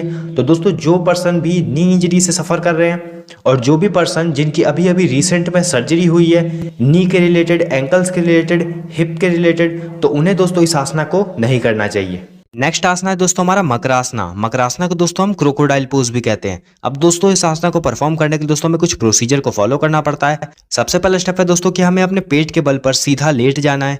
उसके बाद दोस्तों हमें अपने चेस्ट को हल्का सा उठाना है और उसके बाद दोस्तों हमें अपने एल्बोज को अपने शोल्डर के नीचे रख लेना है, जैसे कि आप इमेज में भी देख पा रहे हैं। उसके बाद दोस्तों हमें अपने पाम्स को मतलब अपनी हथेली को अपने चीक्स पर रखना है, मतलब अपने गालों पर रखना है, जैसे कि आप इमेज में भी देख पा रहे हैं। उसके बाद दोस्तों हमें अपनी बॉडी को बिल्कुल रिलैक्स कर लेना है और इस आसना को परफॉर्म करना है दोस्तों हमें 1 मिनट तक।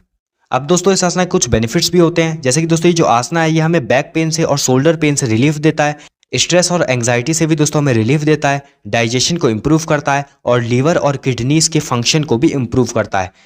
अब दोस्तों इस आसना के कुछ कॉन्ट्राइंडिकेशंस भी हैं, मतलब दोस्तों किन लोगों को इस आसना को परफॉर्म नहीं करना चाहिए। तो दोस्तों जो लोग भी सफर कर रहे हैं स्टोमक के रिलेटेड प्रॉब्लम से, उन्हें दोस्तों इस आसना को परफॉर्म नहीं करना चाहिए। और दोस्तों जो लोग भी सफर कर रहे हैं हाई ब्लड प्रेशर से, उन्हें भी दोस्तों इस आसना को परफॉर्म नहीं करना चाहिए। और दोस्तों जो प्रेग्नेंट वुमेन है उन्हें भी दोस्तों इस आसना को परफॉर्म नहीं करना चाहिए। नेक्स्ट आसना है नदी शोधाना प्राणायाम। नदी शोधाना प्राणायाम को दोस्तों हम अल्टरनेट नॉस्ट्रिल ब्रीदिंग भी कहते हैं। अब दोस्तों इस आसन को परफॉर्म करने के लिए दोस्तों हमें कुछ प्रोसीजर को फॉलो करना पड़ता है। सबसे पहला स्टेप है दोस्तों कि हमें बैठना है कंफर्टेबली। उसके बाद दोस्तों हमें अपने राइट हैंड को विष्णु मुद्रा में रखना है। विष्णु मुद्रा क्या होता है ये दोस्तों आप इमेज में भी देख पा रहे हैं। उसके बाद दोस्तों हमें एक्सहेल करना है कंप्लीटली, मतलब दोस्तों हमें सांस को छोड़ना है। उसके बाद दोस्तों हमें अपने राइट तरफ की जो हमारी नाक है उसे दोस्तों ब्लॉक करना है, उसे दोस्तों क्लोज करना है। उसके बाद दोस्तों हमें इनहेल करना है अपने लेफ्ट तरफ वाली नाक से। उसके बाद दोस्तों हमें अपने राइट नॉस्ट्रिल को जो हमने पकड़ा था उसे छोड़ देना है और एक्सहेल करना है। उसके बाद दोस्तों हमें अपने लेफ्ट तरफ वाली जो हमारी नाक है उसे दोस्तों ब्लॉक करना है, मतलब उसे दोस्तों हमें क्लोज करना है। और उसके बाद दोस्तों हमें इनहेल करना है राइट तरफ वाली जो हमारी नॉस्ट्रिल है उससे। उसके बाद दोस्तों जो हमने क्लोज किया था अपने लेफ्ट नॉस्ट्रिल को उसे दोस्तों हमें छोड़ देना है और एक्सहेल करना है। तो ये थी दोस्तों पूरी एक साइकिल। अब दोस्तों हमें ऐसे ही 10 to 12 साइकिल्स को परफॉर्म करना है। तो यही होता है दोस्तों नदी शोधाना प्राणायाम। अब दोस्तों इस आसना के कुछ बेनिफिट्स भी होते हैं, जैसे दोस्तों ये जो आसना है ये हमारे डाइजेस्टिव सिस्टम को स्ट्रॉन्ग करता है। हाई ब्लड प्रेशर से, हाइपरटेंशन से दोस्तों ये हमें ओवरकम करने में मदद करता है। ये जो आसना है दोस्तों ये काफ़ी ज़्यादा हेल्पफुल है वेट को कम करने के लिए। और दोस्तों ये जो आसना है काफ़ी ज़्यादा बेनिफिशियल है कॉन्स्टिपेशन और एसिडिटी को रिमूव करने के लिए। अब दोस्तों इस जो आसना है इसके कुछ कॉन्ट्राइंडिकेशंस भी होते हैं, मतलब दोस्तों किन लोगों को इस आसना को परफॉर्म नहीं करना चाहिए। तो दोस्तों जो लोग भी सफ़र कर रहे हैं हाइपरटेंशन से और दोस्तों माउथ, नोज, थ्रोट और लंग्स में होने वाले इन्फेक्शन से, उन्हें दोस्तों इस आसना को परफॉर्म नहीं करना चाहिए। तो यहाँ पर दोस्तों ये जो हमारा यूनिट है, unit number 3 yoga as preventive measure for lifestyle disease, ये यहाँ पर खत्म होता है। आई होप दोस्तों ये जो वीडियो है ये आपके लिए हेल्पफुल रही होगी। अगर दोस्तों ये वीडियो आपको अच्छी लगी है तो इस वीडियो को लाइक कीजिए, इस वीडियो को शेयर कीजिए अपने दोस्तों के साथ। और दोस्तों अगर आप ऐसी ही वीडियोस को देखते रहना चाहते हैं तो इस चैनल को सब्सक्राइब कीजिए। तब तक के लिए दोस्तों all the best, stay tuned with us.